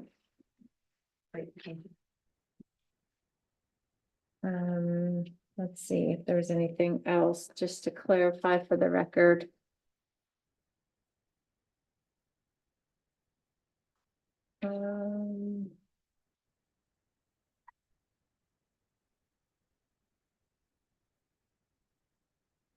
Nope, I think we might have touched on this last week at the work session. Of course, the recommended fee in lieu amount of $600 per tree is something that council will consider as part of the fee resolution on their June 20th meeting. But that fee was developed by staff based on the estimated cost to purchase and plant a tree, maintain a tree. That's just the objective cost of what we were told by those staff who take care of the trees in the city currently. So it's not intended to be a penalty or, be higher or lower for any other reason. It was just the cost that we calculated based on advice from other staff. I think that's it from public testimony. Can I just ask a follow-up on that, Renee? So, so we looked at lots of different city tree codes, but the fee, the $600 fee was just based upon the replacement costs here in Bend. Correct. The cost to acquire the tree, plant Plant it, it. stake it, irrigate it, make sure that it takes hold, however long that takes to ensure that it stays healthy and becomes mature. Right, as opposed to looking at what other cities were charging. Right. I don't recall if that came up in track. If we might have looked at other communities. I don't just think we even for talked an fees. idea, but we knew that it wouldn't be coming as a recommendation specifically from TREC. We kept saying that would be council decision. We'd ultimately be determining that at staff and making a recommendation to council. So TRUAC didn't spend time discussing that or making. Our list did show the fees of other cities, and then when I worked with staff, I mean, we did see the costs of other cities, and it is comparable to some other cities. I mean, some cities are terribly high, and that doesn't reflect what Renee's talking about, Correct. the true cost of what to Correct. plant and with irrigation and for trees. So 600 is just the cost, and it is comparable to other cities that we looked at. That begs the question of how we value our trees. Is it just replacement cost, you put in a crab apple and you got a ponderosa? Or how does the community? Would you, if you want to provide testimony, can you fill out a slip? Well, I was actually gonna make that exact same comment, and ask a question, so can I pick up that? Sure. So is there a reason, maybe this is to Ian, where going beyond the cost, in other words, we're trying to provide incentives to preserve trees, not be overly onerous, but also have it be meaningful. Is there a risk of doubling, tripling that 600 in terms of it being viewed as punitive or some?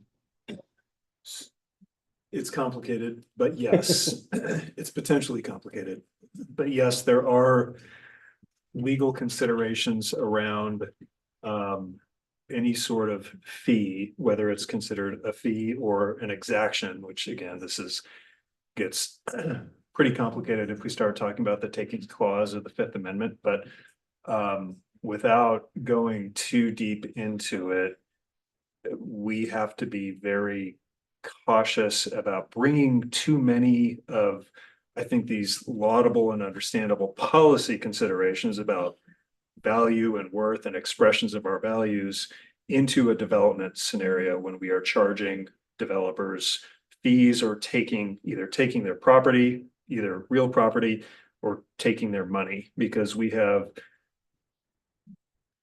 boundaries and limits that constrain our ability as government to do that in a legal way. So we are safer when we are looking at things like impacts and costs. When we start bringing in some of these other, again, understandable value judgments to what we are charging developers, I think we increase our legal risk of creating a Fifth Amendment problem.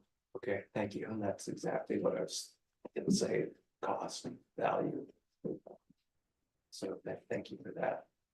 And I will say, there may be other areas, maybe not in the development code that the planning commission is considering, but certainly don't mean to say that government is not a place to express or articulate any of those values, but in a development context, which is what we're talking about here, we're limited in how we can do that. And looking at impacts, at least in a general sense, or costs, as near as we can evaluate them, is a legitimate legal basis to do this.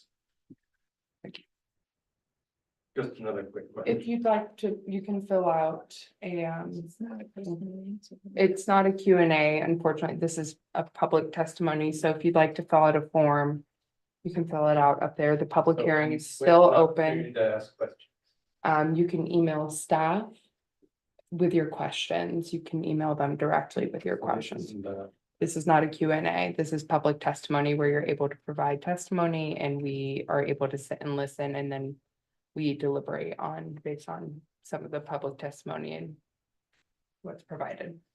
And then you can also prepare your remarks ahead of the city council meeting on the 20th. Could you repeat what you just said? The last part? You can all similarly at the council hearing, you can also provide public testimony, but it is my understanding, and correct me if I'm wrong, it is not a Q&A at the reading either. It is another opportunity for public testimony as well. If you would like to ask questions, you can email staff directly or come in or call, but you can reach out to the City of Bend staff directly to ask questions to get. Just quick question, follow up on that. Who is the city attorney I can contact to ask about the takings rule applies to comments? So, well, I am one of the city attorneys, and I'll tell you right off the bat, I'm not going to give you legal advice because the city is my client, so I can't give you legal advice. I don't need legal advice. If you have questions about the code or the process, the best person to write to is probably Pauline Hardy, who's here, and if her email address is pretty easily findable. If you want to chat with me in a way that doesn't involve me giving you an individual legal opinion or legal advice, let's talk after we wrap up here, if you hang around, and I can probably find a business card. That'd be good. Okay, thank you. Yeah. Okay. Any more staff comments? Okay. I'm going to go ahead and close the public hearing portion of or public testimony portion of this hearing, and we will go ahead and move into deliberation. Question in deliberations, being relatively new on the commission, can we ask questions of the staff for clarification? So I'll try to answer that. Typically, we like to have most of the back and forth with staff happen before the body goes into deliberations. So I see it as sort of more in the hearing record. I mean, sometimes questions come up during deliberation, and I'm not saying that Pauline can't answer them, but if you have questions or can anticipate them, I'd really prefer that you get them out now, so only you can answer 'em before you really start deliberating with each other. Yes, I will reopen the public testimony portion of the hearing and we will go back to staff's comments and you can ask Pauline some questions. Okay, first comment, so I'm delighted to hear that wildfire considerations are being taken into account, so that's great. On the commercial and industrial, what percentage of land, I just don't know. I certainly understand the points that have been made by Brooks and others. How meaningful would it be if those lands were excluded from this? Are we talking 5%? Are we talking 50%? I'm just trying to have a I do not have that sense. information. Yeah, I mean, I the scope believe- of the work was to look at the citywide, go to the canopy citywide, so I didn't pull information to start Oh, deducting zones. That's my own question. Yeah, thank you. Okay, I'll go ahead and close the public testimony portion of the hearing and we'll move into deliberation. Thoughts, comments? I want to start with one that I think is a big, at least for me, it's a big issue. So we saw a flow chart presented. And it starts with, option or the first, can you preserve 20% of the priority trees? If yes, you're done. If no, can you preserve 25% of the regulated trees? Done, no, and then go to 5%, right? And so as a member of TRUAC, that was really the intent was that consistent with direction from council, we were to preserve priority trees first. Their name's priority for a reason, right? And so the way that it's reflected in the code that we're discussing feels like it's flattened it and it's just option A, B, and C. And it doesn't feel reflective of what I believe was at the heart of the recommendation, was to say, we want you to preserve priority trees first. If you can't do that, then we want to look at regulated trees. If you can't do that, there's a floor. And I feel like the code doesn't, doesn't reflect that intent. So that to me is one of the biggest issues. And I think we saw that reflected in some of the comments too, in some cases by other TRUAC members. So I don't know if anyone else had that. Yeah. Reading. I feel like one of the comments Kirk made in his, one of his emails is just like, this is kind of a de facto tree tax. Cause I think about, I've laid out a lot of properties and who was it? Roberta, she knows how it's done. You take a site and you put it in and then you see what trees and obviously it's not that simple, but if you're doing a multifamily development and you've got 3 floors and there's a tree right there, are you gonna, developer's not gonna say, I'm not gonna put a bank of 3 units right there because it's gonna cost me $1,000 to get rid of that tree. That's just not gonna happen. There's beautiful, amazing trees and they happen to be in the right area. There's some working around it, but I think with the topography challenges, especially if you're doing a larger development, it's hard to get accessibility requirements across parking lots, across the exiting the building to the public right of way. I've struggled with that on many projects where it's 5-6 feet difference is a decent amount when you're talking about accessibility slopes and everything. So I kind of feel like this is the in lieu is just going to be the standard. It seems like I mean, depending on what type of project it is. But for the type of, density that we're trying to build, I think that there's really not a lot of movement within a site plan. I mean, master plans and things like that are a little bit different with roadways, but even that, I mean, having things zigzag, you start to really lose efficiencies in building. And if then that makes the density lower and then pushes the, I guess with a potential buildable area further and further out, it almost like kind of bloats the size of the city. It's like, well, we have trees in here, but then we got rid of all these trees out there. I'm on both ends of this. At the same time. 'Cause I would say just real quickly, I'm also kind of like, what's the point, right? What are we doing this for? And I think the quote is to preserve large trees. Right.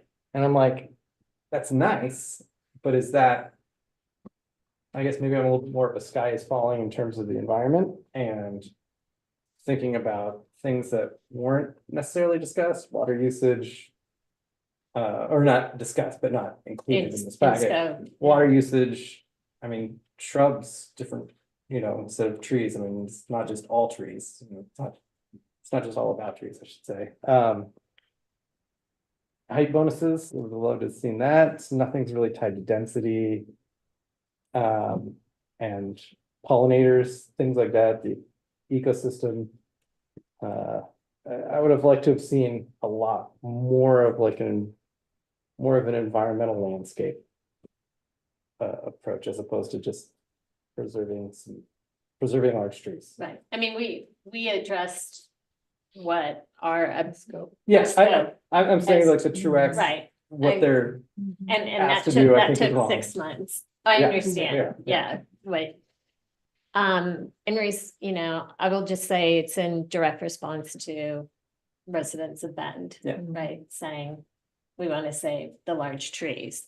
And I guess that, going back to my comment is I think we need to have the code be stronger in ensuring that that is the first hurdle that everyone has to go through. And then there need to be reasons why, if you can't preserve the large trees, then you fall to the next regulated trees, right? And then if you can't do that. And I'm not saying I know how to write the code to to do that, but I don't feel the way we have it written in the code now does that. Yeah, it's 3 options, not a Correct. flow. Correct. Would there be a way to you can just ask the developer to comment why not A, why not B, and why they've gone to C. The mitigation, I think that could be helpful. So if a site has, and I'm familiar with a number of them, had many beautiful trees, this is not affordable housing, these are multi-million-dollar or $1 million home plus, and the argument, oh, well, we couldn't, develop that site economically when they're again charging 800,000, $1 million, clear cut everything. And actually some of the people involved with the project said that was a mistake. We could have probably sold those homes for more with having saved a small percentage of trees, like the 20% or 25%. So what I don't know if it's possible legally from a code standpoint, but the citizens want to know why certain actions are being taken. And I think there are a lot of very good reasons why removing trees, or maybe even all the trees, but just as an individual, not a professional, when I see a site, to Roberta's point, that looks like they just, is just a plan off the shelf that could have been built anywhere USA. without any consideration for that particular site. That's what has the community outraged. I can speak from a developer standpoint and say that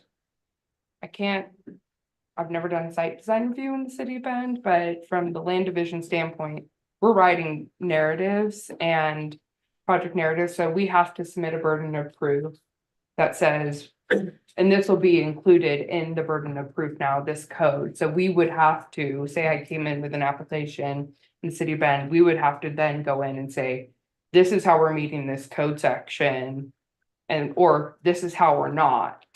And they'll have to explain how they're doing this and why. They might not, but I don't know if we can. I don't know if it's in our I don't know if it's in our ability to say, well, this is what we prefer and this is what you have to do. I don't know if we can. I think if we can more lay out the intent more that this is the priority in this, then that can be laid out more. But I think we had to give them options and they can choose the option they choose at the end of the day. Yes, so, I mean, maybe there's a middle ground, so I'd like to see the flow chart, the intent. Yeah. And then the flow chart, and if I understood you correctly, you're developing a site and, the preference is for A, yes, we're gonna do it, or no, and just, a paragraph. This is why we've elected not to do the 20% preservation of the priority trees. We've elected to do B, the 25%, or no, we elected not to do that because these reasons. Because I think they might have to, because I can't remember. I think there's a section, let me see, I don't think there's anything. There's a section in the code that says, well, if there is, it's great. No, well, it kind of goes. Thank you. So the discretionary track, they'll have to respond to, we're choosing these because. Yeah, that's. Like in that response, like 5%. we have to. Okay, I mean, I think a lot of that's gonna be like. And if I we just- have to save these trees, we're gonna get a unit count of 80 as opposed to 120 or something. Yeah. And I mean, probably not that drastic, but yeah, that's the. I think that you can make the intent clear on one, I just don't know that we can actually. I don't know if we can request that they give us full, because we're giving them 3 options, I don't know that we can request that they. Yeah.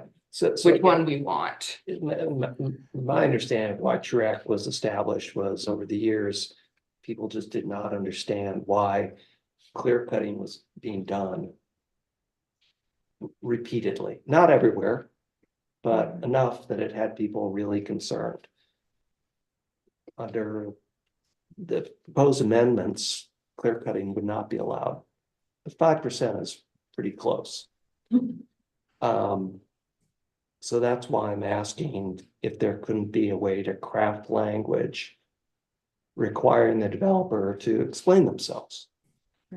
I think one of the things that I think is maybe I'm speaking too presumptively, but one of the things that I think is resonating a lot with us is like we want to look at this code carefully after it's implemented to see how the code is being used, which paths people are using and why.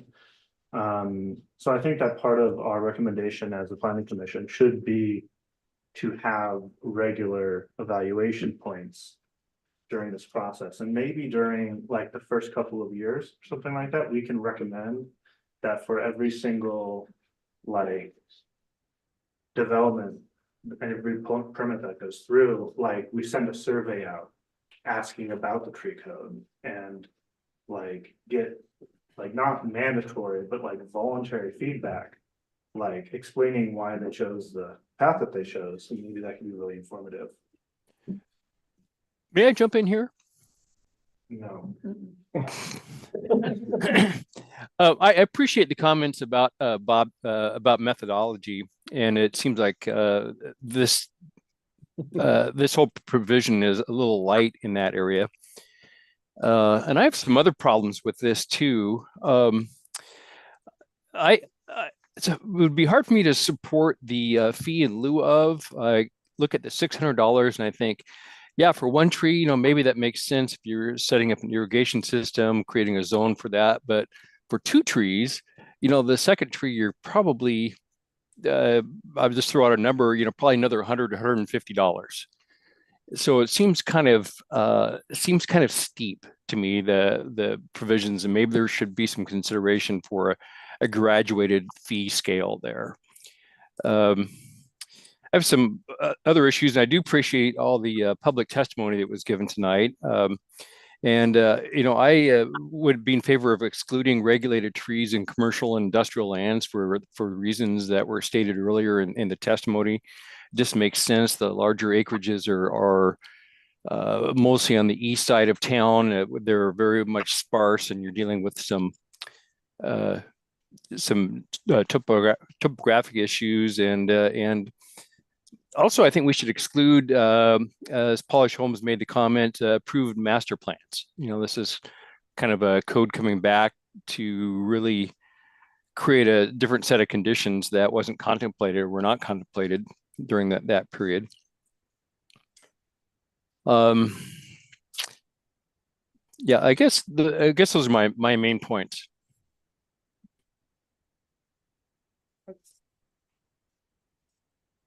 Those were very good points, Jeff. I didn't even think about the sliding scale on the planting, and it does, yeah, if you're for one tree, it makes sense, but then, yeah, it's, you look at it in a bulk setting, it does start to change the pricing a little bit.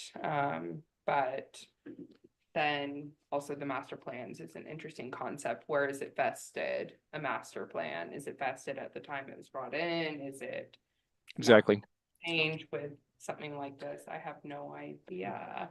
Master Looking at plan it. is not a development approval. Yeah. That's my answer. We hear that a lot when we've reviewed master plans and we've had issues, and it's like, well, this is just this great big Yeah. pie in the sky dream, and it's when they apply for permits that we actually get to the real things. The roadways though I are, want- And I want to be clear, that's not to say that there aren't maybe policy or economic or housing production realities to talk Right. about what it means when somebody invests and has expectations and comes in and gets a master plan approved, and then standards for how that's going to develop when they come in again for subdivision, site plan, whatever. I think that's an interesting discussion, but in terms of the vesting, I'll say there isn't any.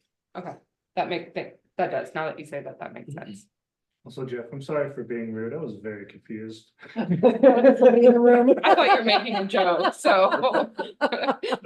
That's fine. That's fine. well, I feel like master plans are the areas when you have the most flexibility. So if there is a, ASIs and a grove of trees and things like that, then you can kind of plan for it better than if you're already One lot. in there. And I'll note, and again, I'm not arguing one side of this or another, but sometimes other circumstances do change, and an applicant that has an approved master plan comes in and says, something's changed, we'd like to change our master plan. So that is something that does happen. It's happened fairly recently. It happens fairly routinely. So I don't mean to, I'm not minimizing this concern, but adjustments do get made when things change. Could we recommend a reduced scope of this where it's does not apply to master plans that were approved prior to the adoption of the tree code? So instead of having it go on in perpetuity, it's just the ones that are already there. I think that kind of defeats what we were just talking about. I think we want it to. The master plans. Kind of look at it in an overarching, we don't want it to. Plus there's undeveloped land. There's undeveloped land in the. And then undeveloped land in the master plans, and it's like. Yeah. The only one is, I do think that the southeast area plan should have the height bonus on it. I mean, if you don't mind, what is that? Maybe you guys kind of talked about that, but I think I was kind of It was, Yeah. if you can save, I think it was 50% of the trees, it allowed a 10-foot height bonus. And mostly because I was thinking if that area is getting developed and someone just recently bought property there or something like that, and this is like a code already established, and then Mhm. we would be taking away something, Mhm. And a carrot, and not necessarily distributing. Yeah, that was quite a robust discussion too, when we developed that, in the Southeast Area Master Plan on the Planning Commission, when we looked at that height in lieu of So do a grid. carve out for the southeast to reinstate. And I don't know how hard that would be, and There is something in there about the rock outcroppings already in the Southeast Area Plan, saying anything that was in existence as of the time or something to that effect. So perhaps there's something similar that could be done with that height restriction. the intent was if you can get another floor of housing, then. Exactly, save more And trees. then it's like you can get Yeah. a little inefficient, and you would still be regulated by, I can't remember if there was anything there about residential usage, but. So you're suggesting bringing that back in? Yeah, I thought, I mean, we went through rounds on that. Mhm. We had a big, long discussion about it, and Mhm. And I like the concept of that in that it's kind of the flip side of just Jeff's comment about, on it. One tree costs X, maybe the next tree is a little less. In this case, if you're exceeding and saving more trees, like we want to incentivize you more and reward you. Mhm. Uh, And I think that for- was a public comment too, like how can we incentivize the builder developer more? Correct, beyond just, right now, you may be eligible for these incentives if you exceed the 2025, right? No. And the word may is in there, right? It would be nice to have it be more, if you really hit it out of the park. There's an incentive there. Not opposed to that. I have a whole list here. Should I just like throw them out? Go like I for did it. Before, okay. I want to talk with you all about two, let's talk the percentages first. So we had public testimony about 20, increasing to 25 and 25 to 30. And I personally support those changes, and the big reason is because of the data that we saw during the TRUAC meeting showing that developments are already saving in excess of the 20%. And so it seems to me, with the goal being to preserve more larger trees, we should be doing that. Was that looked at from the entirety of Bend as a whole, that percentage taken from? It wasn't every development, there were a sample of 8, I think. I think my concern as I go through this, and we've been running through this, and this is just a concern of this code, is that Bend has because of where we're situated, we have a really fast changing landscape. We go from West to east. high dense forests from like the mountains into desert, which is far more desolate. And it's hard, in a way, it's like apples and oranges. And so it's like, in some cases, it'll be really easy to meet that 20 to 25%. And in some cases, it'll be a huge hindrance to meet that 20 to 25%. So like on the west side, say, or like the closer you get to the border of the forest lands, like that 20 to 25% could make or break a project because it's so dense. But then on the east side, no problem. I've done projects on the east side where we had 5 trees on 3 acres. Mhm. And so that's my concern, is if we bump that up, then we're gonna really hinder a certain part of the southeast, even the southeast of Bend and the southwest of Bend, that forest land, anywhere where we border the national forest. I'm concerned how that would lay out. Does that make sense? Well, it does, but the data shows they're doing it already. Sue. But that was my concern is what projects were they looking Right, at? Was some that projects. 20 to 25% primarily all projects on the east side that they pulled that Yeah. information from, or was it west side that's why I was asking. I don't know what that Yeah. data pool was. Mark, And so it's hard for me to. yeah, I'd really like summarize to that. speak to that because I attended again most of those meetings. Yeah. And this keeps coming up time and time again from the public and other parties saying, hey, the data shows the 24%, we're not improving it. If 24% were the case across the board, we wouldn't be sitting here. Yeah. It's the clear cutting, it's the 0%. Right. Right, so that was, I don't think ever intended those 8 projects to be, statistically representative. It just was 8 that, staff picked out. And I think it's really been, misunderstood what the purpose was. It was really, I think, more to elicit discussion, feedback. I'm all for trees. I'm just concerned if we do up it, Sue, that we're trying to swing the pendulum too far. I think the 20 and 25% would be a huge improvement to address the, kind of problem child projects that has led to the public outcry. But then we're providing incentives if they meet 20%. And 20% to me is significantly better than 0.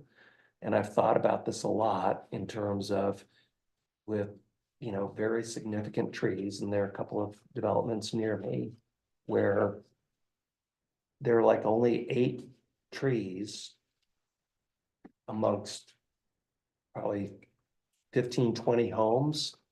But the visual impact of the preservation of those trees that's completely voluntary, right? Because none of this has gone into effect, is quite significant.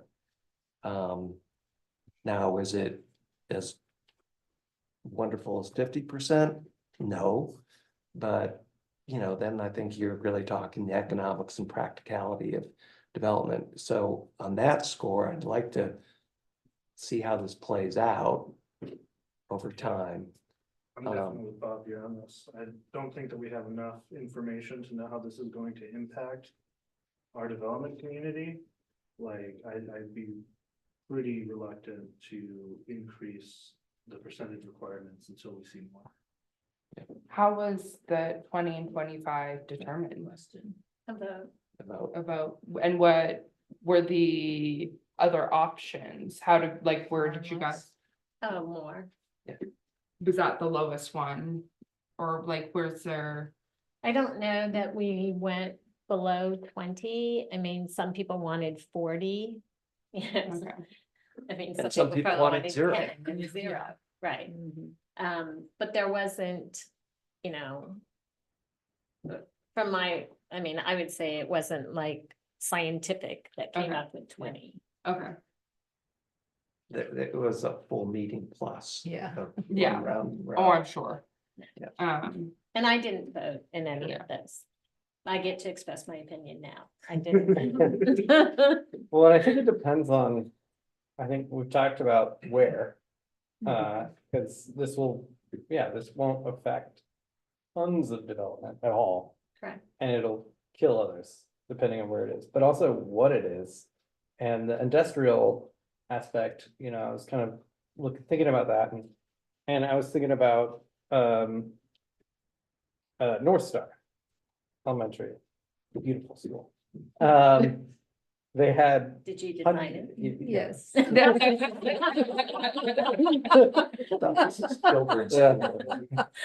So hundreds of juniper trees on that site before, Mhm. but it's, a school, fields and a parking lot, and it was in a very kind of small, there wasn't a lot of maneuvering around, and just kind of off the cuff, trying to imagine $600 per whatever replacement tree. I mean, that would have been $250,000 or more to put that in. It's like, that's a huge strain on a project that really doesn't have a lot of choice. I mean, we saved what we could, but there wasn't much maneuvering around things. Not every project's a school that needs that, but I'm in favor of exempting industrial. I am as well. I would be in favor of exempting industrial, and I think we should discuss commercial as well. Industrial and commercial, I meant to say. Yeah, I'm in favor of that also, exempting those two. I'm not sure about commercial, I but agree. industrial I am. Yeah, I would be okay with industrial just because of the size you're talking about, the scope of the kind of things that might be built in industrial lands, but commercial can be a lot of different things. Correct. And part of the goal of all of this is to address other issues. I mean, part of the reason we want trees is for things like the urban heat. And so having trees in industrial areas where there's larger parking lots than there would be in a residential area, I think makes sense. So I don't think I would be in favor of exempting commercial, but I would see that for industrial, that would make sense for me. So shopping centers are commercial. Yeah. Correct. I would agree with that. We do have a tree canopy requirement for parking lots already as well. So there's already requirements for a certain amount of a tree canopy in commercial already. I thought that was Yeah. part of what was It in is, here. it's part of, it's Yeah. in here, yeah. Well, I mean, it's also preserving of trees that are already there. That's the. We haven't, those are I two don't different- know that we've adopted the CFAC or parking lot trees yet. Oh, yeah. Oh, have we? Yeah, it was like 6 months ago. So I've got a few things. First of all, I want to thank the committee for all of the hard work and just a historical perspective. Many years ago, when I was on the city council, we tried to implement a tree code and we were never successful in getting it because it's incredibly complicated and hard, and there's a lot of different opinions and there's a lot of ramifications. And I come down on the side of the perfect is the enemy of the good. And I feel like doing something 25 years later is better than doing nothing. And in the meantime, how many trees have been lost because we haven't had some kind of, even if it is mitigation, I have trees that I've planted in my property that are now, 30-foot tall trees that I planted on Earth Day many years ago. So it will make a difference in the long run. And we're trying to balance these things that are really hard to balance. I see that the council's goals changed a little bit in the time that this has been considered, and we continue to have an issue about housing and affordable housing. And so and we have this huge gradient in the ecosystem that the city straddles. So the upper Pinelands is what they call that one. And then the sagebrush steppe, we transition in between. When I first moved to Bend and I spent time here and then in Redmond, it took me a long time to figure out what the difference was, why I like Bend so much more. And in the end, I realized it was the trees.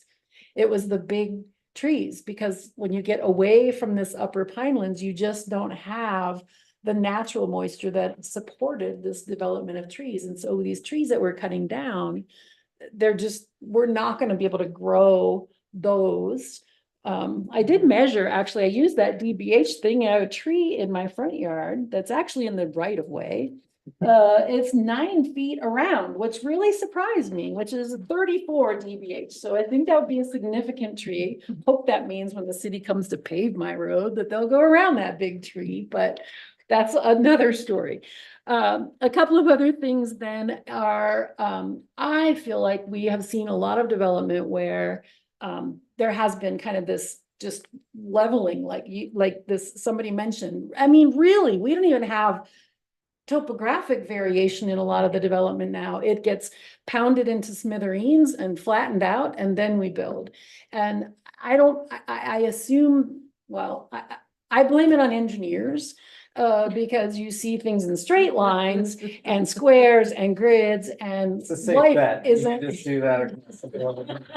No offense to all you engineers out there, but it's just, we, as a city, we don't grow in straight lines and our city isn't in straight lines, no matter, and it's not flat, no matter how much we would like it to be. So I appreciate the work of the committee. There's a lot of good stuff in there. I feel like it's a balance. If everybody hates it, it's probably exactly where we need it to be for the time being.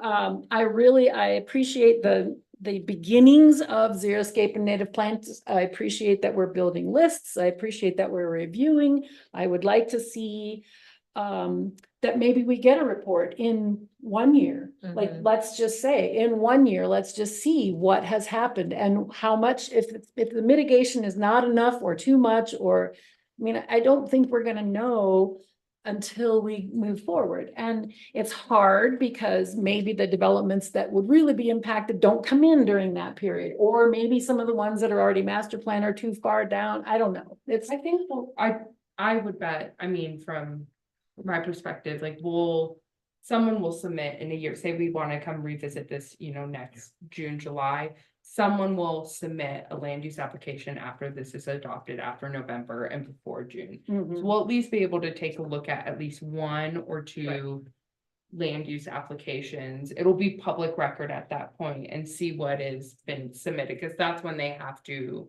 address it in the land division. So we can at least just, even if it's only a few. At that stage. Exactly. And then we, a year later, we'll be able to start seeing how it's been implemented. But I would definitely, I mean, I know that we can do that all on our own personal time, but I think it would be good to have like a 1 year after I implementation. feel like there's a lot of data that is not necessarily collected in the right way in the right places, but I think we can ask for that, that we get better information and that we start tracking. It will help us, inform us in so many ways. I also appreciate the parking lot shade and street trees, because I think that really helps with that urban heat, and I think that's an issue going forward. I'm really, really excited about the inventory of the treescape, and I know that I hope that will happen. I think that was dependent on something that was coming from the state that was gonna help us to really map that. I think that would be really, really helpful for us going forward. And I really appreciate, Nathan, your comment about the equity, because you're right. Because the trees aren't equally distributed across the entire city of Bend. So there are gonna be places that something like this is going to affect where things get built, where people live. But I did see that there was that provision in the use of the mitigation fund to help with street trees in those areas for affordable housing. So at least we'll get something. So yeah, anyway, I am generally in favor. I am cautiously optimistic, and I do appreciate that something is better than nothing. And that is my feeling. And I think data is going to be our key. 100% agree. I think this is gonna be a very fluid, like, it's gonna morph and change a bit over time. I 'Cause I hope think, so. yeah, like this is not, and I agree with you, Stan. I think that something is getting it started, getting it in. It's not gonna be perfect the first time. I would worry if we implemented the perfect code the first time. Wouldn't that be so cool though? Yeah, it would, but that wouldn't mean we would But probably then waited too the long. South Sister will erupt and Yeah. everything will change. I mean, But we're a human system and it'll never be perfect. And so it does, tree codes work. I work in a lot of different jurisdictions, and granted, we work in areas that have far denser forests and they're very different climates, but we follow the tree code and we do keep a lot of trees because of them. And it does. I mean, I know my boss would say it costs money to cut down trees too. It is a hindrance to take them down at a certain level when you do have a lot of trees. And so it is something that we do like to keep. I think one of my concerns here is, and I don't know how it'll play out, we develop land really differently here. We don't have the beauty of the dirt that they have over on the west side of the mountains. We have rock. And so the way we develop our land here is blasting and hammering. I don't know how that's going to affect root systems. I really don't know. And the blasting, and it is far more effective to blast. It's cost effective. The cost to develop land would be astronomical if they had to hammer it individually and not blast. the cost of housing would astronomically increase, and so my concern is, yeah, I think I've read it in there, the block, I have hesitation around that, but I don't even know where I was going. What I was gonna say is, no, the tree code does work. It does, we do save trees in those areas in the city. We have, you know, I spend a lot of time writing my responses and our narratives in those areas and spending time looking at trees. I mean, it's like the first thing we do when we get a heavily tree site, we are looking at the tree code, how many trees do we have? I mean, it's survey and getting an arborist. That is like my top 3 things I do when we look at a site over there. So I think I think people will start addressing it and taking it more seriously. It will be in code. They will have to. Yeah. So I'm excited. to See it be taken more seriously. Is there appetite on the commission for recommending an exemption for deed restricted affordable housing? My only concern is I don't want to take out a bunch of that trees are so important to The residents, and the green space is so important, I think, to the quality of life for those living there. And that, but it's like one of the, you know, but you can't, affordable housing is also incredibly important, so I don't know. I can try and argue for it. I think, yeah, I think down. I have an unpopular opinion, which is they're also planting trees. And I know driving through a new neighborhood is really kind of like, ooh, because there's these little spindly things, but when you drive through old neighborhoods, it's like. They were spending one day and now they're huge like your area. Yeah. My neighborhood's like 20 years old. Colorado, Like that. yeah. It's getting pretty, it looks great. Like there's a lot of different types of trees. It's not just monoculture. Because generally that's a lot of the native areas, and right outside of our neighborhood where it's just not, it's scrub brush and the occasional juniper. And I think, man, it looks a lot better now than it did probably before it was built. And Till we run out of lots of water. birds and everything, yeah. Not choke cherries, they're native. But yeah, I guess I'm worried about creating inefficiencies with our built environment in order to keep the older, you know, the larger trees that will eventually get replaced. And then it's like, it just kind of doesn't create that density, because I guess it's not even just about environmental, it's also about social interactions and having like great spaces. And I think of like older cities, European cities that are just, you know, some of those beautiful places I've ever been. Their tree situation sucks, but it doesn't mean that they, you know, they couldn't have put them in there. But I think it's like, here's some great spaces, and then usually they're in these very dense cities where there's just wilderness right outside. And they don't have that sprawl because they're like, okay, well, we'll just, you know, we'll have some token trees in a piazza somewhere and then have the native landscape outside, and then it just seems like a more efficient area. So I'm both like, I don't think this goes far enough environmentally, like actual environmentally. And it seems a little bit more like pretty environmentally. And then at the same time, I'm like, this as a built environment, we should be trying to consolidate our built environment and then having green spaces and not trying to basically kind of weave the two together.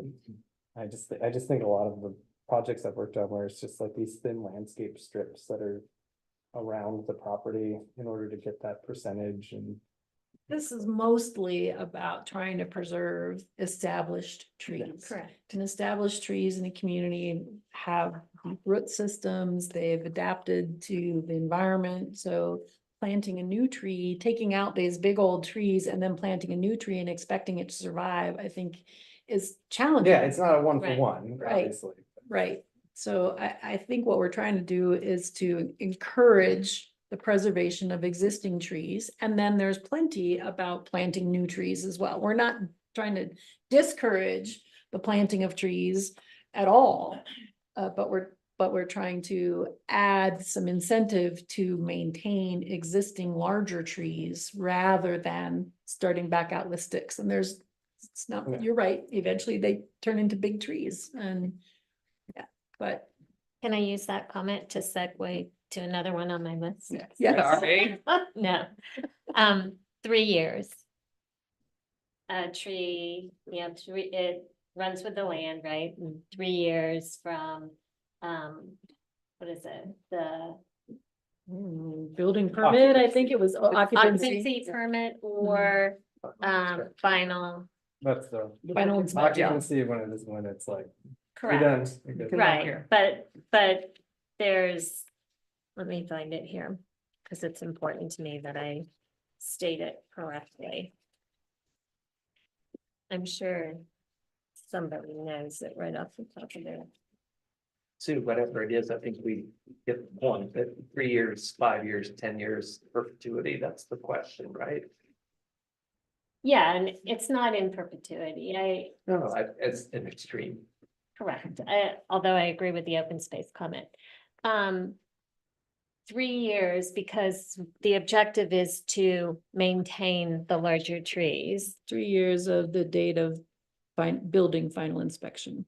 Actually, that's for replacement trees. Oh, This is for trees that are tagged for preservation. And it's a plat, here, right above there, same thing. data final land division, final plat approval, land division. Or building final inspection, Right. whichever occurs first. Right. I just wonder if, I mean, and this is a true question for the people involved in development. I mean, is there an instance where 3 years from the final land division will occur before the property is built on? Yeah. Yeah. It I mean, certainly, it happened during the Great Recession a lot. Yeah, I think that's why the permit is general, I mean, so from my perspective, generally what my company does is we'll develop the land and then we sell it to the builders, and generally we have in the way we write our plans is we generally we wait to have the builders plant the street trees and things like that. And we generally have the builders up in the Portland area address tree removal on the site with the building and the tree replacement associated with those, because the trees don't generally make it through the building construction process. Exactly. Trees that are replanted, trees that are newly planted. Now, But we're talking about preserved trees. existing trees, in theory, those will then, if they're already existing, then in theory, they're gonna continue living because they've been there already. If they're already established, they should be fine after those 3 years. We're generally, So I appreciate that, Yeah. but in the way the code is written is that after that 3 years is up, you can cut the tree and there's no penalty. And so the land may not be developed at that point in time, right? But those trees were to be preserved. And then I can go cut those trees and there's no penalty involved with it and build. And I think that's a problem. Didn't staff say during the work session that they were adding a code to prevent that from happening? But you'd be complying with this code.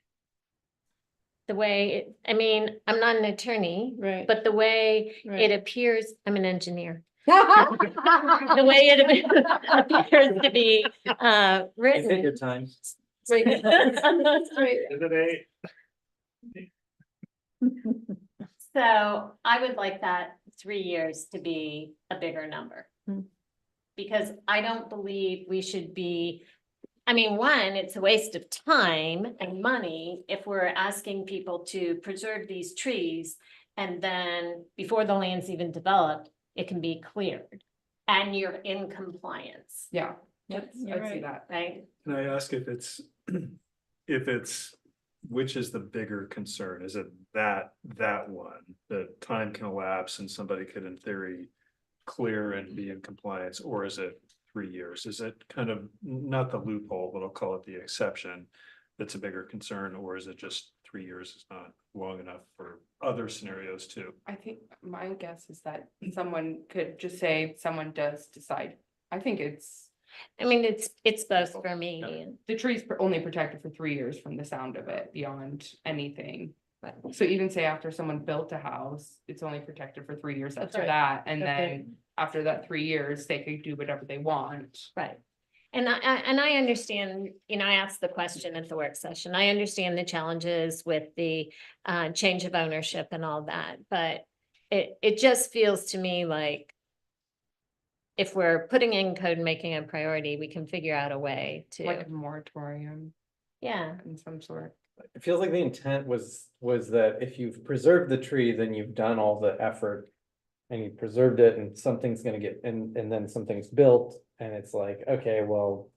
Most likely someone's not gonna cut this tree down. And single family homes are a little different than other areas, but like if a tree's already there, yeah, a tree's nice, why would we cut it down? Like, we've already paid the price of designing around it, but I guess I wasn't thinking about like when you're doing like subdivisions and things like that. Where, Right. yeah, I mean, there's some that I've been watching slowly get up for the last few years and just one subdivision down southeast, and it's like. I guess for me, it seems, I thought it was. Wrong in reading this, I guess, but I thought it was. Preserved until it's developed.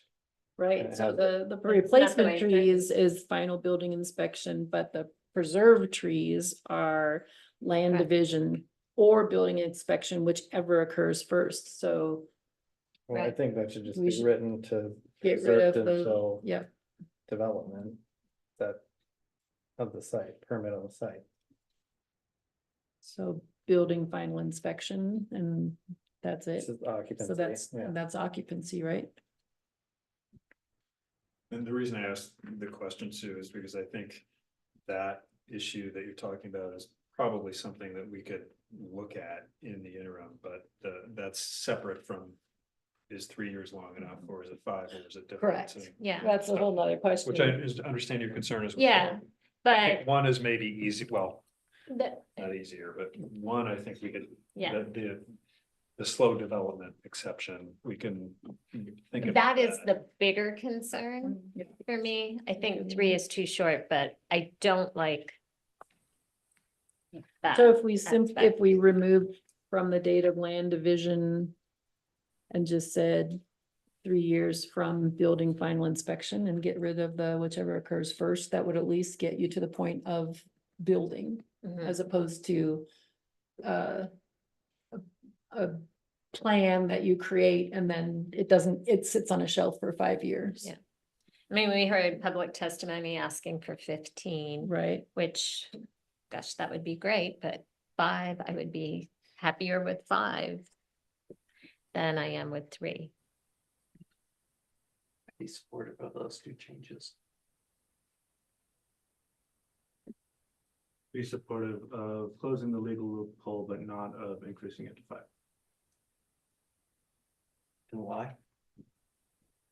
I'm concerned about like the additional costs of having that. Like when we were talking about it in the work session, staff brought up a lot of valid points about like the ownership of the property can change over that period of time. It becomes like very difficult for like just the owner of the property to know that there's this kind of requirement, and just the enforcement of it kind of gets into an area where I don't think that the code needs to be in. It's just basically my take. I just think it's 2 more years. Can you elaborate a little further, Nathan? I don't have it, it's not an extraordinarily strong position, so I don't think that it can. Yeah, this really would only occur with something like, I would think like almost like a master plan development where they divide up the plots and. Wouldn't then it occur in a slow- subdivision too? Yeah, subdivision, yeah, and slowly building Mhm. And then, or something where, like what Jeff mentioned, when there's an economic collapse and nothing gets built. Right. And then a property, hundreds of acres could sit, thousands of acres could sit for a couple of years, and then now, hey, Yeah. it's a free for all. You can cut down whatever you want, doesn't matter. Yeah, well, I mean, think about the old mill district, right? It's 25 years in building and there's still vacant land in the old mill district that hasn't been built on yet. So, and that's, I mean, yeah, there. It's. So you just knock the very trees down in the middle of the night? Is that what you're saying? No, it's So- just the crane so- shed. So it sounds like we're all on board with the building inspection, not the, The SIBO and not. the yeah, land and it's an honest question, I'm not being, Is Jeff in agreement Coy. with that? Yeah, I would support that on terms of final inspection or occupancy. And this is for trees that are. Being Being preserved. preserved. The preserved trees, the larger ones. whether it's 5, 7, 15 years, whatever, what concerns are you trying to address? The whole idea is to preserve mature trees. Right, And so it's like they've cleared the hurdle. And then I think we should. This is gonna sound woo-woo. The earth should reap the benefits, the environment should reap the benefits from that tree for longer than just 3 years. Well, you really have to look at the value of the tree to the property. If you have a nice looking tree, I mean, why wouldn't you keep that? Why wouldn't people want to have that? I agree with that in theory, Jeff. And I think most people would, but I think, I mean, the developer is going to be out of it.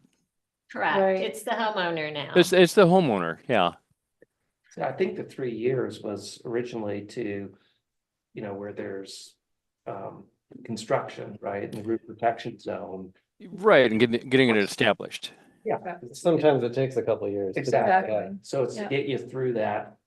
Well, and I think it's the change of ownership too. The challenge is, like Nathan was Mhm. saying, that when usually you own a home for 3 years, right?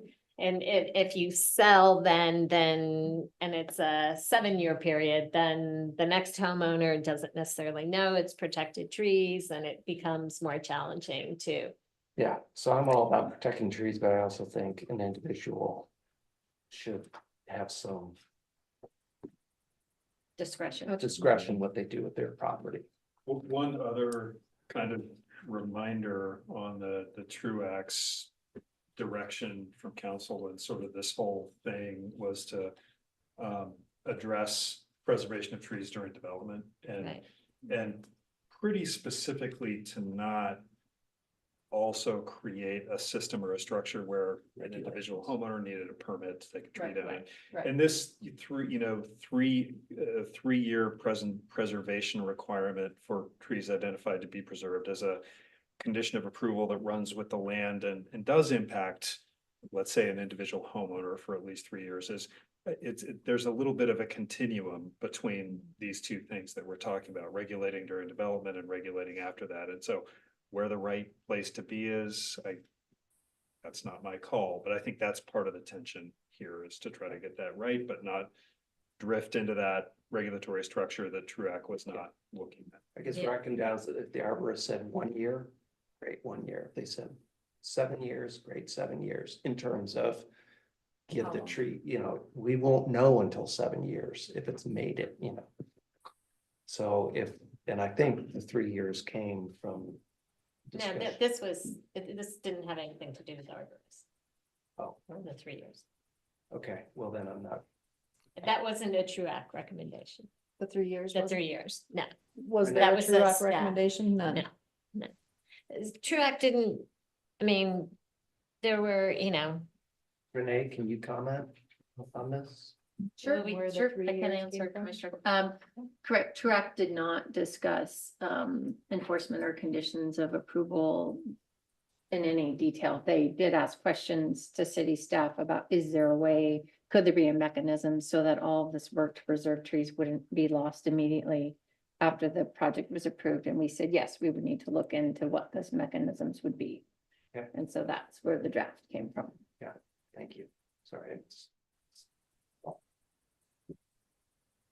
Did we, do we want to talk about recommending incorporating wildfire mitigation standards? So it sounds like that kind of work in progress. Yeah. Yeah. They'll have With the something for fire, council. yeah. And is that gonna live in standards and specs, or is that gonna live in the development code? I apologize, the questions about wildland. Wildfire mitigation standards related to the tree code, Well, the like firewise. be more of a citywide plan where the wildland urban interfaces. I don't know, if that plan would then permeate down into development code sections. I'm not sure what that plan would ultimately look like. I don't know. I guess the intent is to have some sort of overriding fire mitigation thing for certain areas that would override kind of the tree code. That's my understanding of how it typically would work, yes. And that's kind of a smaller thing if you think about the developable land that's left. You know, there's not much next to the national forest anyway.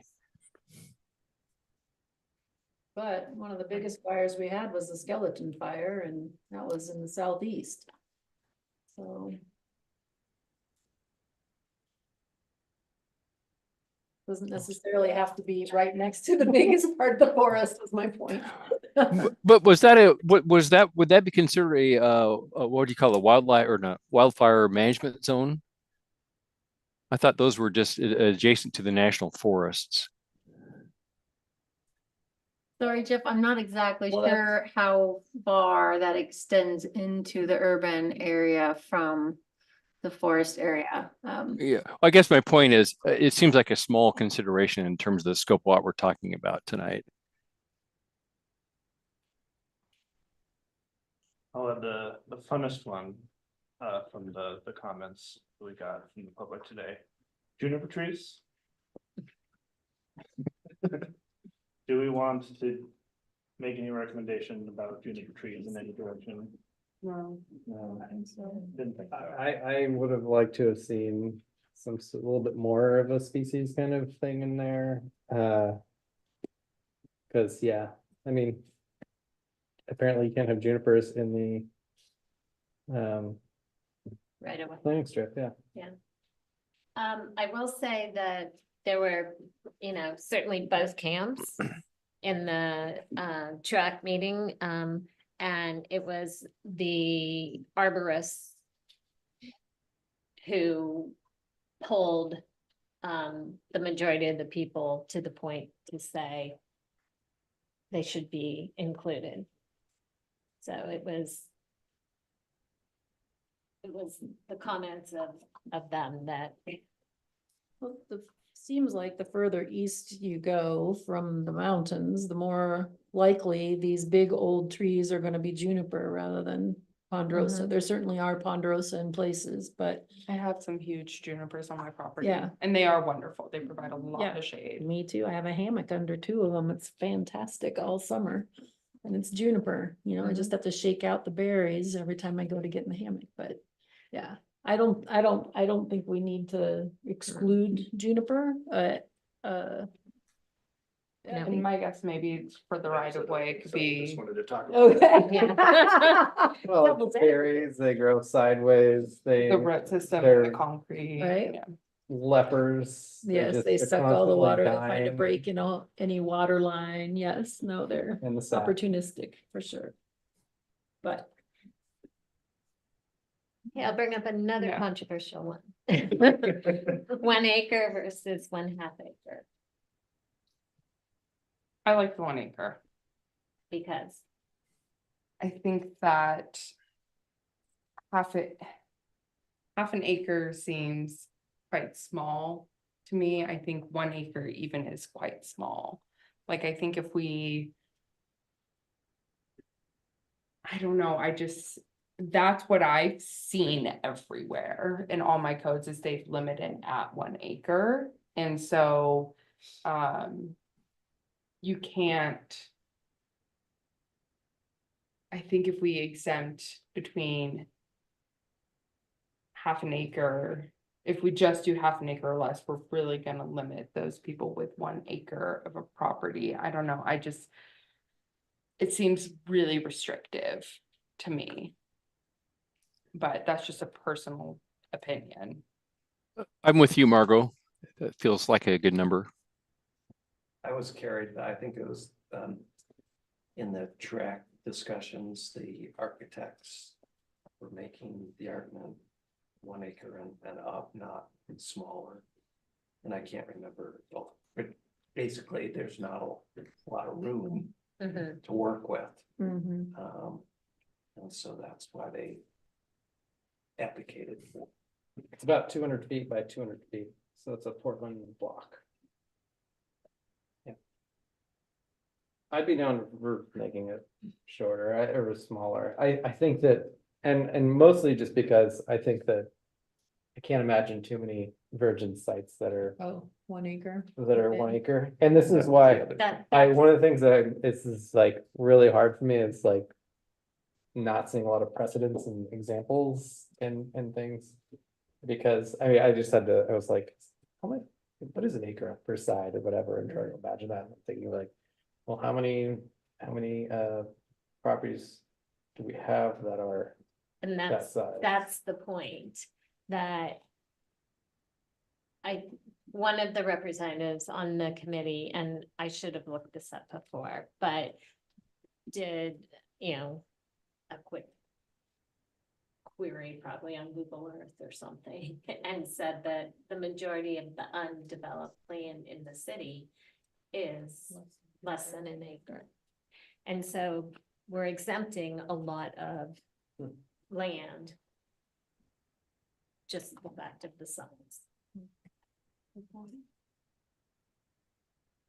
I'm really reluctant to support changing, again, like I've mentioned already, like, I wanna see how this code works before I make it, we make it like more restrictive. And going from 1 acre to a half acre would, like you mentioned, apply it to a lot more of the city. And I am worried about the negative consequences of that when it comes to like for housing, the housing crisis, housing affordability, like those lots are really important. Like from a housing development perspective, like the already was in the UGB, there, I just don't think that it would be the balance of like preserving trees to like not impacting housing affordability. It feels like as you get smaller and smaller in terms of the lot size, The impact gets greater. the impact is greater. I do agree with that. The impact does. Maybe when we finally get around to voting, if we were to keep it at 1, that we have a comment asking city council to pay particular attention and whether they want to consider, I'm bringing sure it the down. public will be commenting on that. Yeah. Yeah. But I'm also, I mean, again, 9 TRUAC meetings, a very, broad representation of perspectives, et cetera. I was impressed with the quality of the work, and to second guess them, having not spent the time and lacking the experience of the people, I'm just hesitant to do that. It was a difference of one person. Yeah, I was gonna say, a lot of those were the 6 to 7 votes, weren't they? Right. Yeah. Right.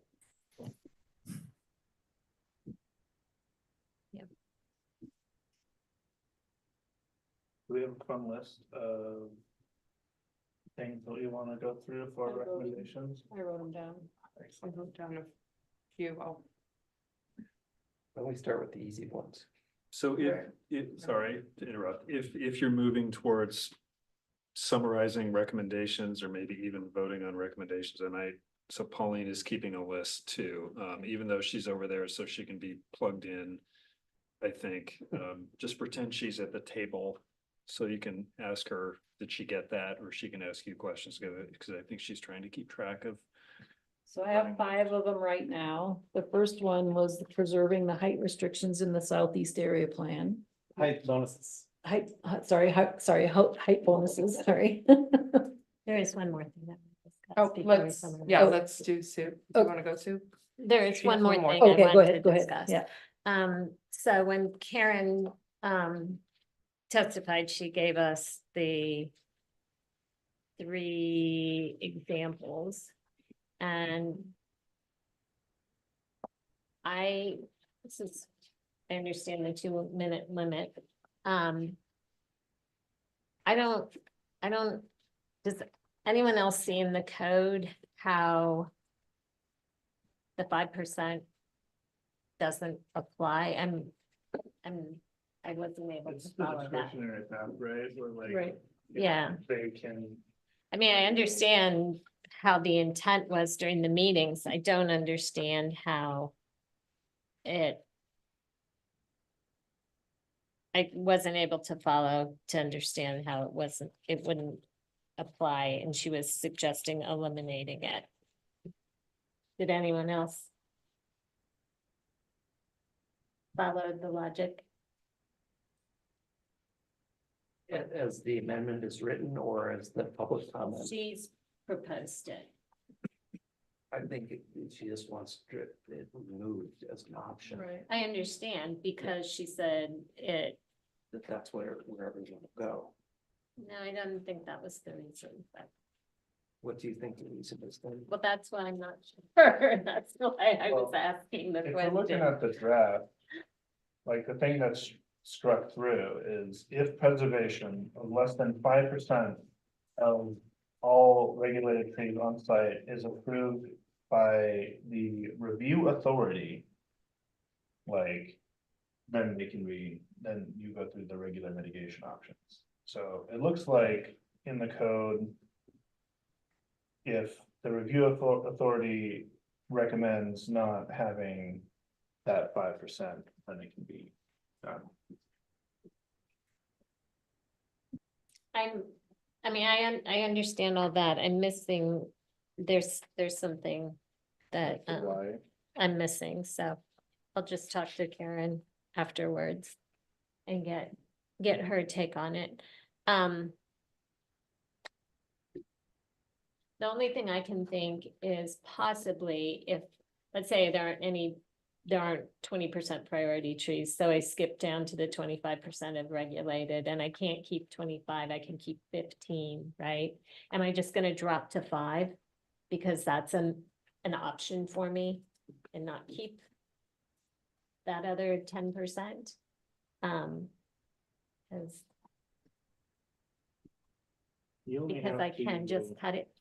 You only have to mitigate the trees that you cut down up to the percentage, right? So Correct. there is a built-in incentive to keep as many trees as you can. Absolutely. Up to that 20 or 25% number. So I don't think that there is a strong incentive to cut more any incentive to cut more trees than you have to.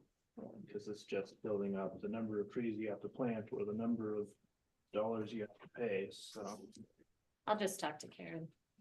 Get her take on it. Yep. Okay. That was the last one. Okay. We'll go back to it. Yep, so the first one was to preserve the height bonuses in the southeast area plan. The second one was to exempt the industrial land. The third one was in the preservation conditions that we would remove the land division and make it simply at building final inspection.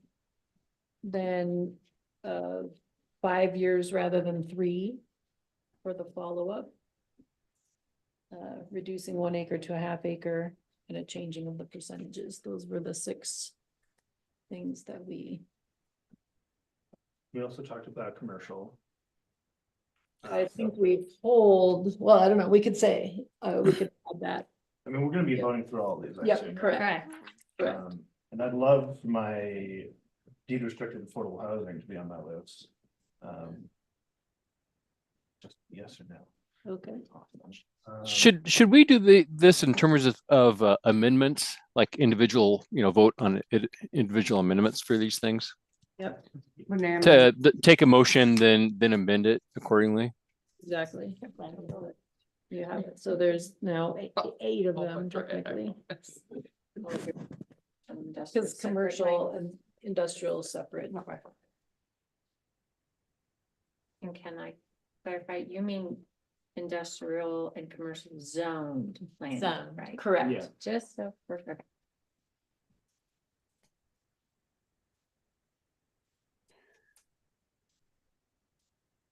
Yeah, I have a couple amendments to make when we get to that point.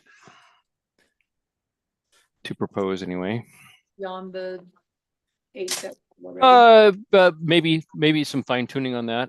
Slightly different take. And can you say those one more time, a little slower? Me? Yeah. Okay, so preserving the height bonuses in the southeast area plan.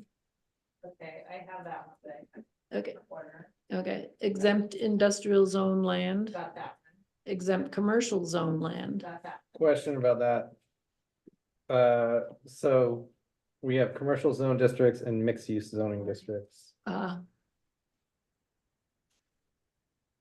we have Do you wanna several take- commercials, not commercial. Maybe we don't have. Can you Like be on CL mic if and you wanna C, dialogue? convenience commercial, is that what you're talking about? If I sit there? Yeah. Okay. I just don't want to lose half of the She is, conversation. she needs your power. Yes.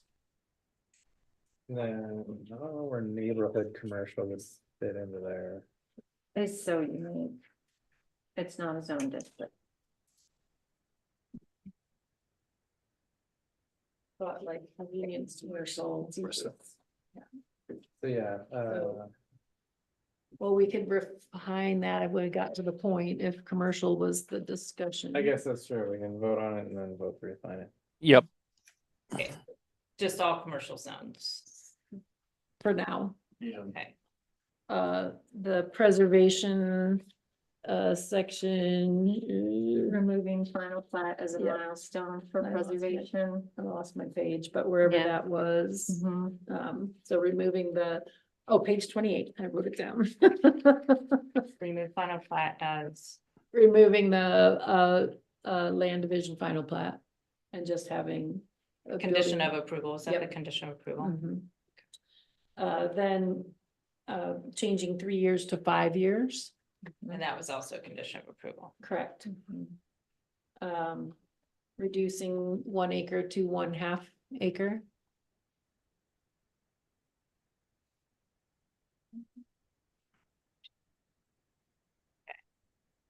Changing the percentage of trees.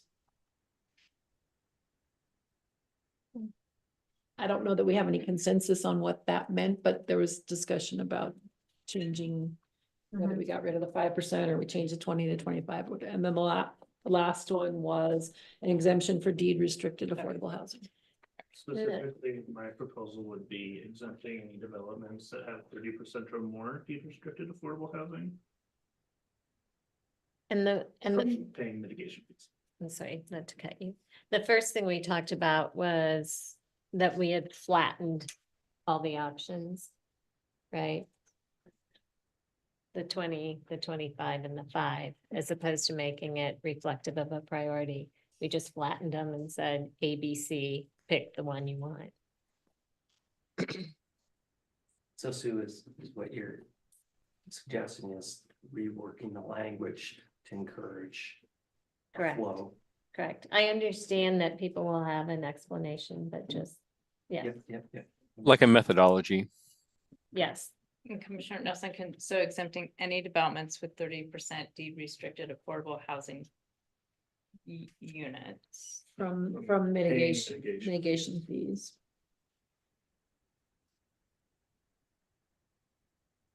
And was that the same theory with exempting industrial zoned land and commercially zoned land, that they would be exempt from preservation and paying mitigation fees? Just so when we're getting to the motion making, we're understanding. So Sue, I'm not sure how to word what you're talking about in terms of flattening the decision. Well, I think it is flattened right now, and so I would like the code to reflect the intent of the TRUAC recommendation. That the priority is preserve. So I could see, I mean, I don't know how to code do were it. written that way, it might say. Require, I'll just use the current numbers, required to preserve at least 20% of all priority trees on site unless. Mhm. Certain things were shown or demonstrated, and then if they were, then you could go to 25% of DVH of all regulated trees. And if you could show certain reasons or things why you couldn't do that, then you could go to 5%. So Right. I don't know what those. I don't know factors what would those be. things Oh, that'd be would be. real hard on the, yeah. Yeah, I mean, this ends up, I will say that if planning commission can recommend what it wants to recommend, that if the council ends up being interested in that, I think we are extending our process by quite a long time till we get to a code. Probably. Right? Wouldn't necessarily have to go back to TRUAC, that's up to council, but somebody will certainly argue that it should go back to TRUAC. Ultimately, council decides, but we're talking about, I think, coming up with some clear and objective criteria to make this sort of cascade of options work in this way. And I tend to think anything is doable, but it probably, if it is, it's going to take some time. Or can you just require a submittal requirement that they provide a narrative describing their process of going? Why option 1, 2, and 3 weren't feasible or something? I don't want to say anything we might consider wouldn't be clear and objective, but we have to be writing it in a clear and objective way, so I'm not sure if that gets there, but I think, Pauline, this illustrates the point, like it would take some work to do this, which is neither here nor there, but this project will not stay on the current track if council wants to do it. I'm not trying to dissuade you from not recommending it, but it's going to slow things down.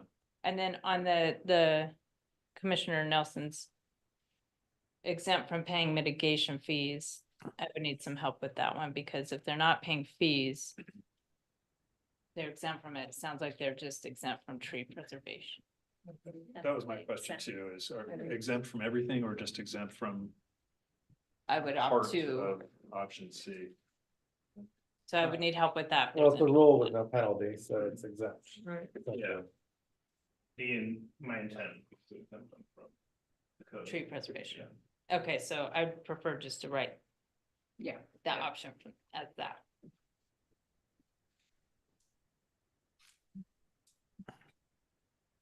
How does that work with?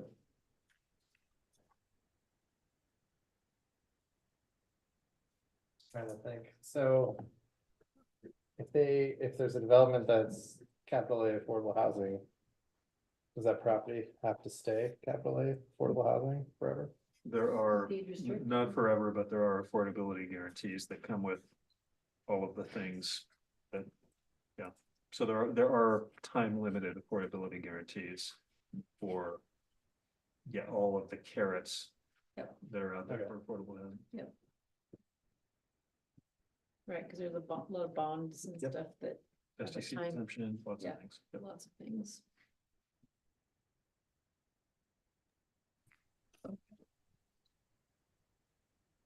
Jeff, did you have some that you would like to add?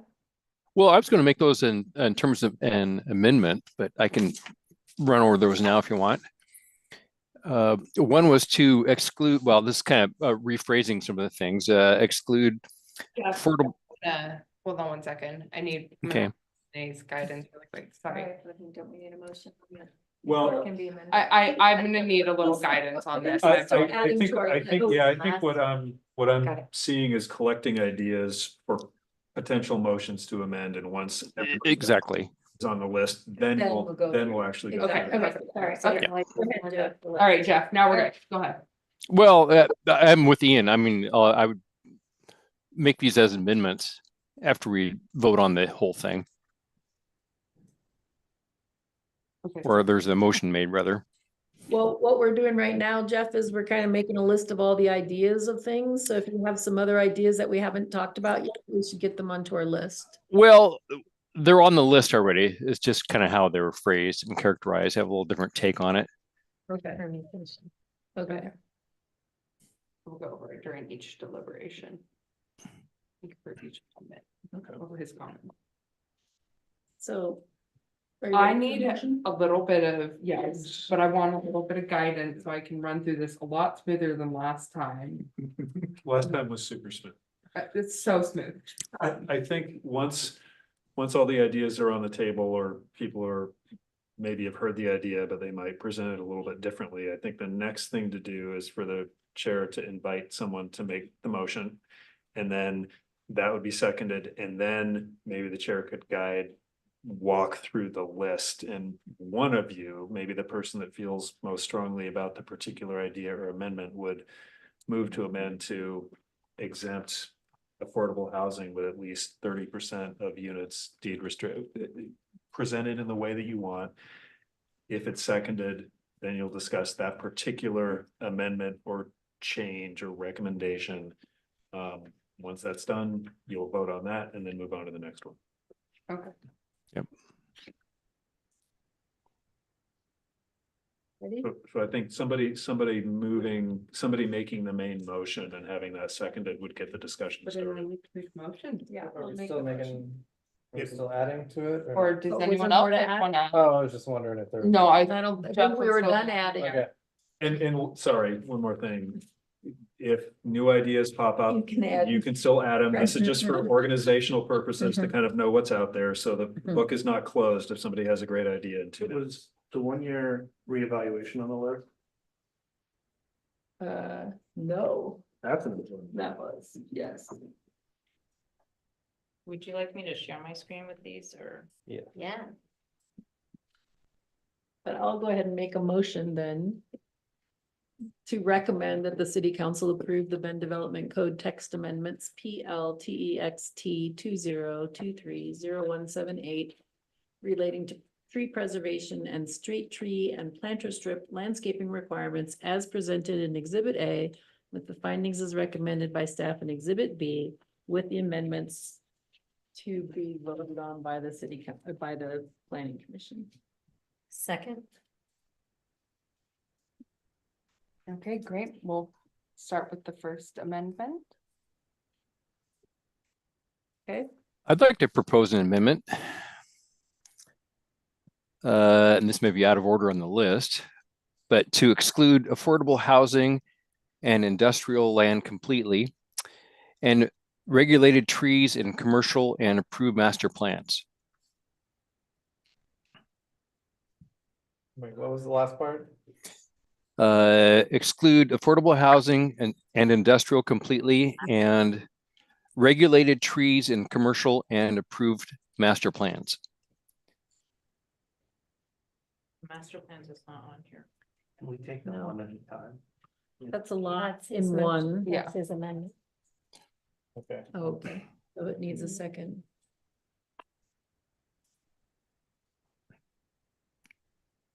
No second. Yes.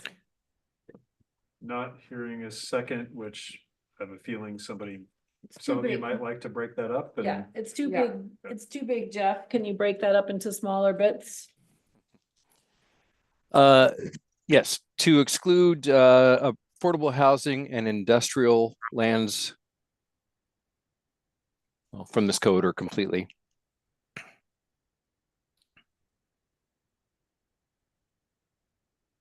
I will second for the purposes of discussion. What Nathan had suggestion with regard to affordable housing was deed restricted. Yeah, I was gonna say. And 30% deed restricted. So we have affordable housing, small a, and affordable housing, big A.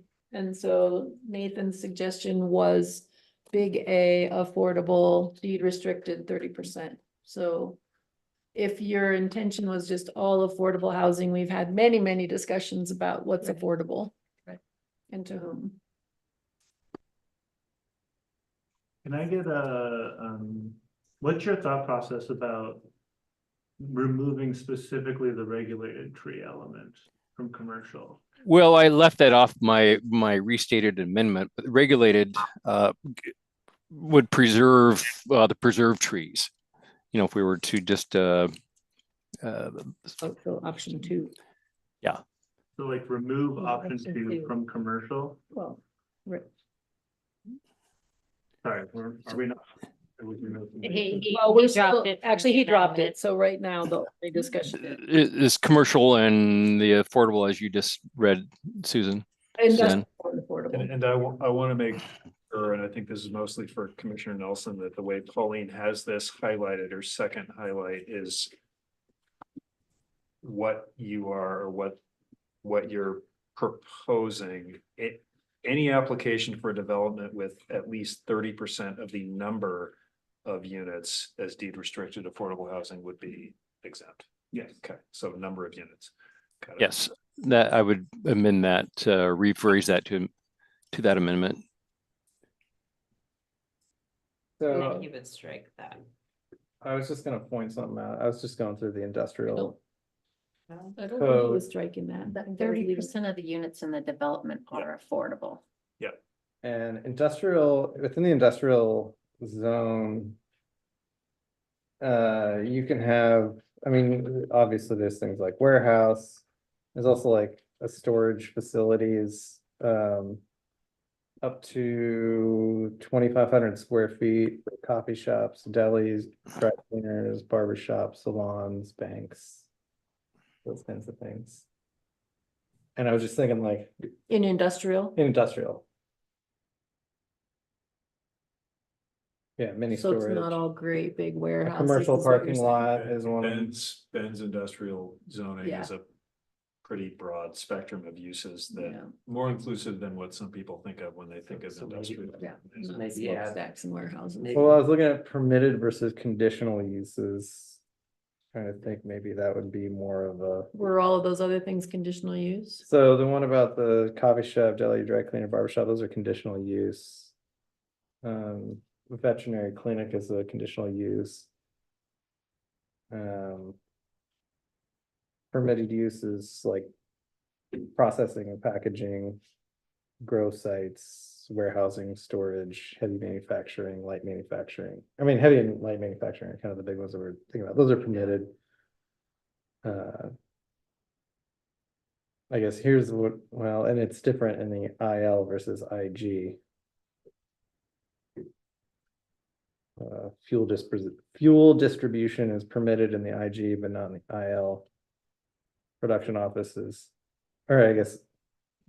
When I say permitted, I mean, or not permitted, I mean conditional. So maybe strike conditional. Yeah, I don't know. Might need to think about this. So I feel A like kennel. that muddy the Yeah. waters, Well, like Yeah. conditional. I wanna say that this is, it sounds, the argument is, well, exempt industrial land because it's important and we need to take down trees to do industrial development. Simple argument sounds good. As you're seeing, it's a little more complicated. So Planning Commission could consider, again, these are your recommendations, and if it is not as simple to you as saying exempt all industrially zoned properties from all the regulations, you could consider recommending to council, the council consider whether exempting some or certain or making some accommodations for industrial property to accommodate to, you can tailor it how you want it. I mean, it sounds like this is a concern, but a sweeping exemption is maybe. Yeah, so we don't have to come up with the final language, but say large scale industrial, but not a barber shop, right? Yeah, Is what we're trying to accommodate to. Maybe that 1 acre is valid here also. So the light industrial Industrial less larger than than 1 one, acre less than 1 acre. or more than 1 acre. More. no. More. So if it's less than an acre, then it wouldn't. Then it would Well, have the tree. So we'd have like requirements. an inverse requirement for industrial. Hmm. That sounds very confusing. What do you mean inverse requirement? What Ian was saying Block out was Ian's face. similar to what we did for that recent master plan amendment where we said we recommended to city staff and the council to look at the like the bonding for Yeoman Road.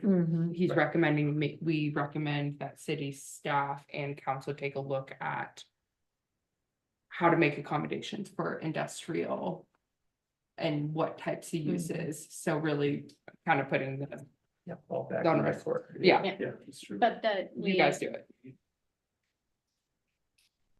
That's, I think, kind of what he's getting at. No, I agree with that. I think that's the way.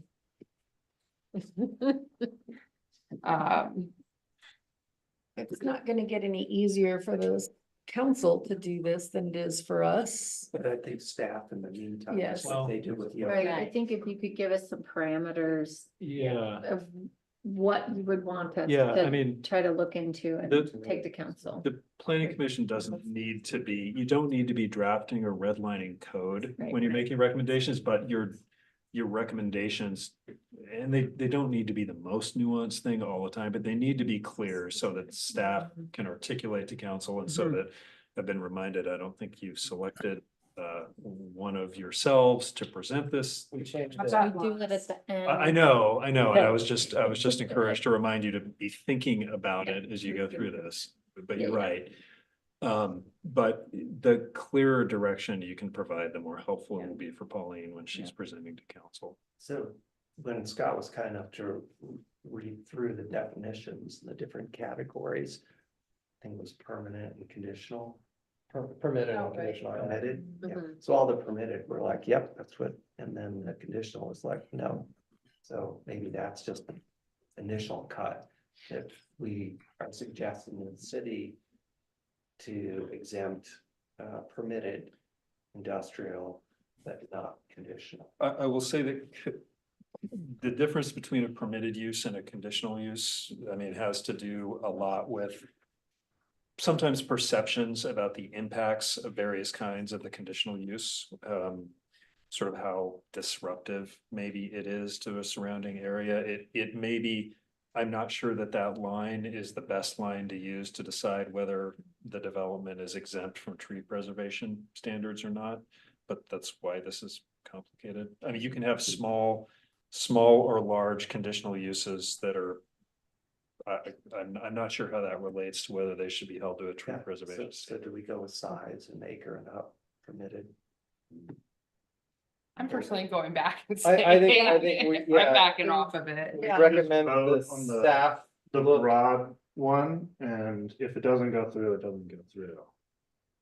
Say it again, Nathan. or- Oh, we vote on amending the industrial and light industrial for like exempting it as a category.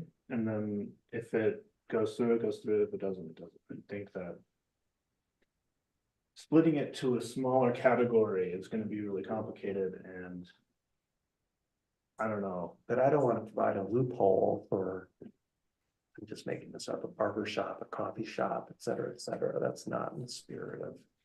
Yeah, for me, it comes down to like the amount of grading that's required, right? To build a warehouse, to build a manufacturing facility. I mean, that is just.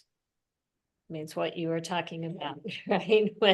When you just go in and Yeah. clear it. Yeah, it's the grade, it's the facility, it's the parking, it's the. Yeah, I mean, basically, it's gonna Huge take up footprint. 98% of the, Mhm. to make the economic, or to optimize the economics. And who needs a tree in the middle of the factory? Maybe a barber shop. Ponderosa in the middle of a restaurant. So really, it sounds like it's coming down to size.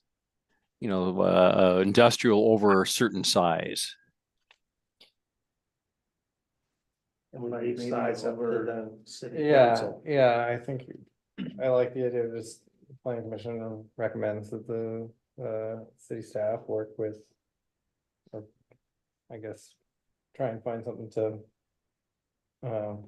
Put before the council. Maybe we could look at a discretionary process for a size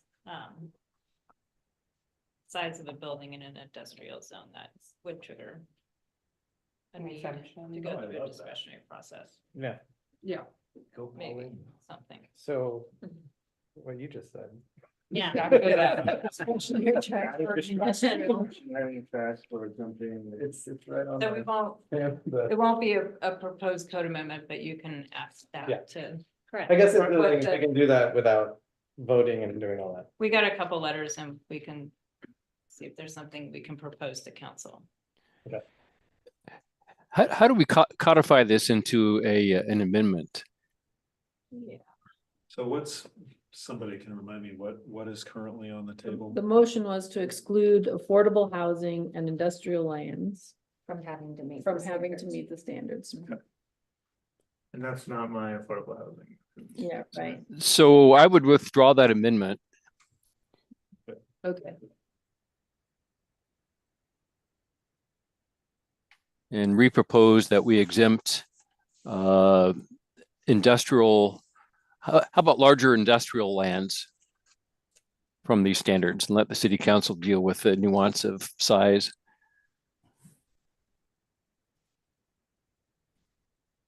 What Pauline suggested was adding a discretionary track for larger industrial, right? Is But- Separate That's- from, like, we can't, That's fine. that wouldn't be added in the code It wouldn't be in as the an code. amendment. It would Okay. be just asking staff, and we've done that before where we can. Okay, So we're just bring a head nodding right possible now. amendment to council to consider. so not a motion, Jeff, and not a specific recommendation, but a request of staff to look at. Well, I mean, I'd want We to still know have that a a long majority timeframe. of commissioners want that, so I don't know, we Right, need so- right. we need some kind of a. We Okay, all we right, should have a vote. all right, okay, so that's, Part of Yep. this code. Okay, so we will vote on, he hasn't got a second yet. Second, so that we can do the vote There you to go. ask the staff to do the thing. So we're framing this as kind of a recommendation or direction, recommendation to council, direction to staff, not an actual line code amendment. Okay, right. Pauline, are you clear on what's being recommended? Yeah, I'd like to, I mean, we have a very short turnaround do. because I think the packet's due tomorrow. Like, yeah, So it might be something that gets put in the PowerPoint next week. Yep. And what I would like to do is see if there's an opportunity to talk to a couple of the people that submitted letters to see if there's a discretionary path for larger buildings that they can apply to remove trees for larger buildings, what size that is, or what that discretionary path is, but it's for buildings in the industrial zone. Because that hearing is the issue. In those discretionary paths, though, mitigation has been required. They're not fully exempt. They just mitigate. Right. Whereas, what you've been talking about is 100% exempting industrial zones from protecting trees. So the discretionary path has been requiring mitigation. I'm okay with that distinction. Say it again, Nathan. I'm okay with that distinction, like having a discretionary path where they still have to do some mitigation. I am too, because Yeah. that would It's kind of- contribute to their canopy. Yeah. Mitigation, Right. then. And I can't imagine a commercial site is in the middle of a forest. That's just Industrial site. industrial. Yeah, right. I meant industrial, right? So it's gonna be in an area that probably doesn't have a ton of trees to begin with. So not like having to do mitigation for the economics of it. Out the window. But it would contribute to, And they will still have an opportunity during the public comments there to address city council. The city council can still move forward with exempting. So Pauline, this might look like adding in our discretionary track section, it might be adding a new subsection for certain industrial properties with buildings over a certain size. Yeah. I can see that. Do we need to vote on this? We do. do I need the exact language of what she just said? Or can I just say, can we call this to? a I vote? think we'll call it succinctly summarizing this one, just briefly. You don't need to restate everything. We'll go ahead and call to a vote, adding a discretionary path, adding to the discretionary path. For buildings of a certain size in industrial zones. To have,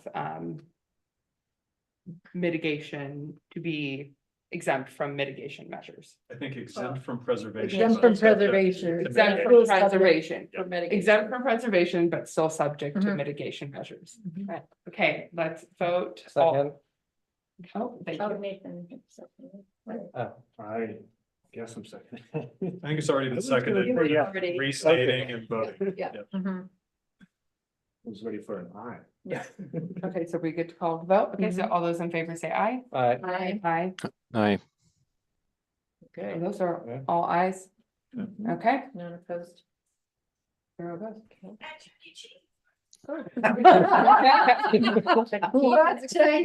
Yeah. Okay. Well, that was one. That was one. So I'll make, Scott, you should make the motion on the Southeast Area Plan. Okay, let's see, verbiage. Just the first one. Yes. Okay, I make a motion, for the tree preservation, to keep the tree preservation and rock outcropping standards. Add back the 10-foot. Add back the 10-foot height increase above the height of the underlying zone, and in addition to the increase in height allowance for affordable housing units as part of a site plan review application with more than 50% of the trees, the DBH of 24 inches are preserved. And I assume we're using 24 inches because that's what's, Is in there now. yeah. Yeah. Second, So they're gonna have to, On sites 2 acres or greater, are we making that clear or you? Was that? That's what's in. That's in the C south. now. yeah. We're talking about status quo, I mean, essentially Correct. status quo for Survey. the Southeast Area Plan. Correct. Yes. Okay. Just want that again. Yes. Okay. 50. Okay. 2 acres or greater. Over. Okay, motion made, was it seconded? second, Mhm. Second. Okay, call to vote. All those in favor? Aye. Aye. aye, Wait, you voted twice, Jeff. I know. Yeah. Aye, Did you vote? Yes. It's my bedtime. I said I. and was Nathan the second on that? There were a couple. Jeff was the second. Okay, just need to get this for the minutes. Thank you. Okay.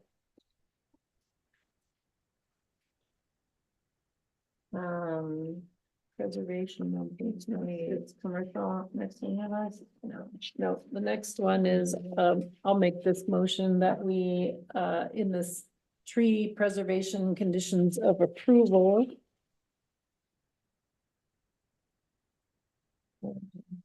That we remove the date of land division final plat approval.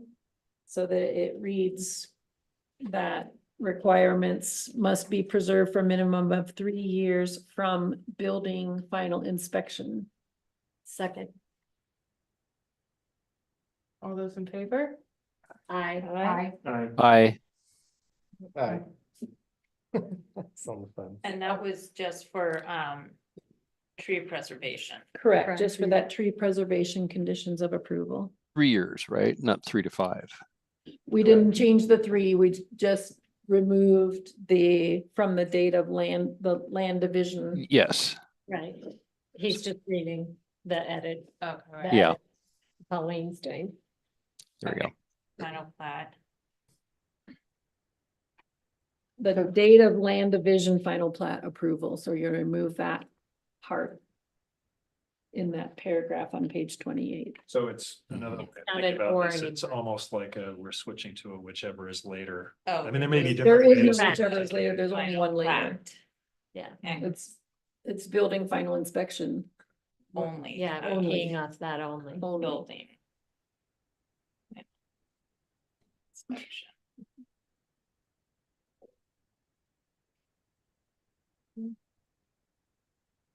Correct. Okay. I'm proud of your ability to check that now. Or is it occupancy? Because is there? No, we're not using occupancy. Not using Final occupancy? inspection. Final inspection. So when do the fees get paid? Up front. That we can really hold the occupancy. once Oh, all inspections are really? I appreciate your speed and movement on doing these all. I don't know, it's starting to feel messy, but these are right. No, the suggested motion, you're doing all that is greatly appreciated. Those were all ayes too, Renee, I think Yeah, you're good. thanks. Okay. The next one, you want to make that one? So I move that we change the length of preservation from 3 years to 5 years. Is that specific enough?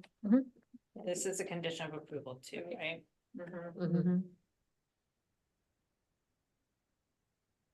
I don't hear a second. Is there a second? Yep.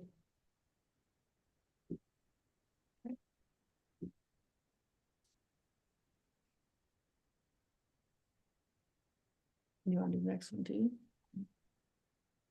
I move that we change the exempted acreage from 1 acre to 1/2.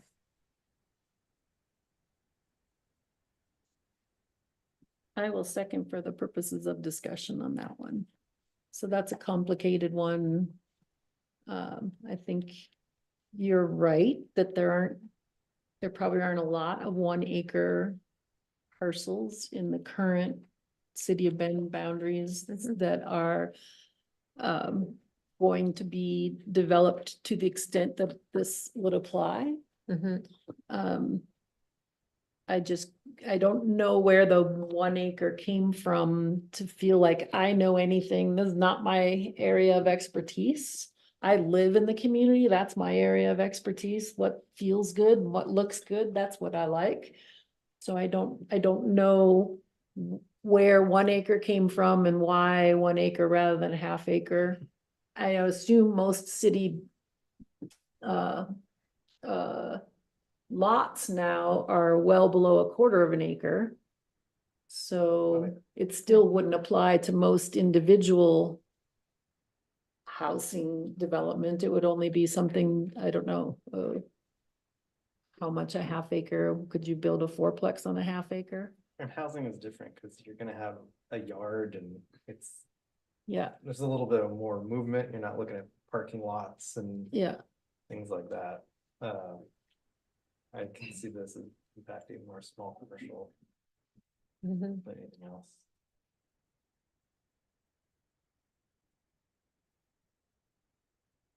I mean, my opinions on this haven't changed in the last hour. So I'm not gonna. I'm not gonna restate. But Anybody else have any more deliberation? I was happy with the 1 acre. It seemed like it made sense to some of a feel standpoint. So, it's not a very big parcel. Instead of 1/2 acre, why not 3/4 of an acre or 1/4? I mean, 1 acre seems like the right number to me. And my rationale for proposing it is to have it apply to more property in the city. I feel like this needs examples attached to it and like maybe a little bit more data. I mean, the True Act came up with 1 acre and I'd kind of see go down a 1/2 acre, but I don't want to do it on a whim without really, looking at, going around and looking at different properties and things like that. I think it's definitely something that should be on city council's radar. And I'm sure it's going to be, I mean. Right. It's come up multiple times in our discussions. But if they were armed with a little bit more information and examples, I think it'd be great. But other than that, I'm. Fine. Okay. Are we ready to vote? All those in favor? Aye. All those opposed? Nay. No. 6-1, one Mhm. six. Bob, did you vote? I voted nay. Nay. I did, sorry. Okay. How many times did you? The next one was to change the percentage of units. Early enough. And that's from 20 and 25 to 25 and 30 respectively. Right. I move that we modify the percentages from 20% of priority trees to 25% of priority trees, and from 25% of regulated trees to 30% of regulated trees.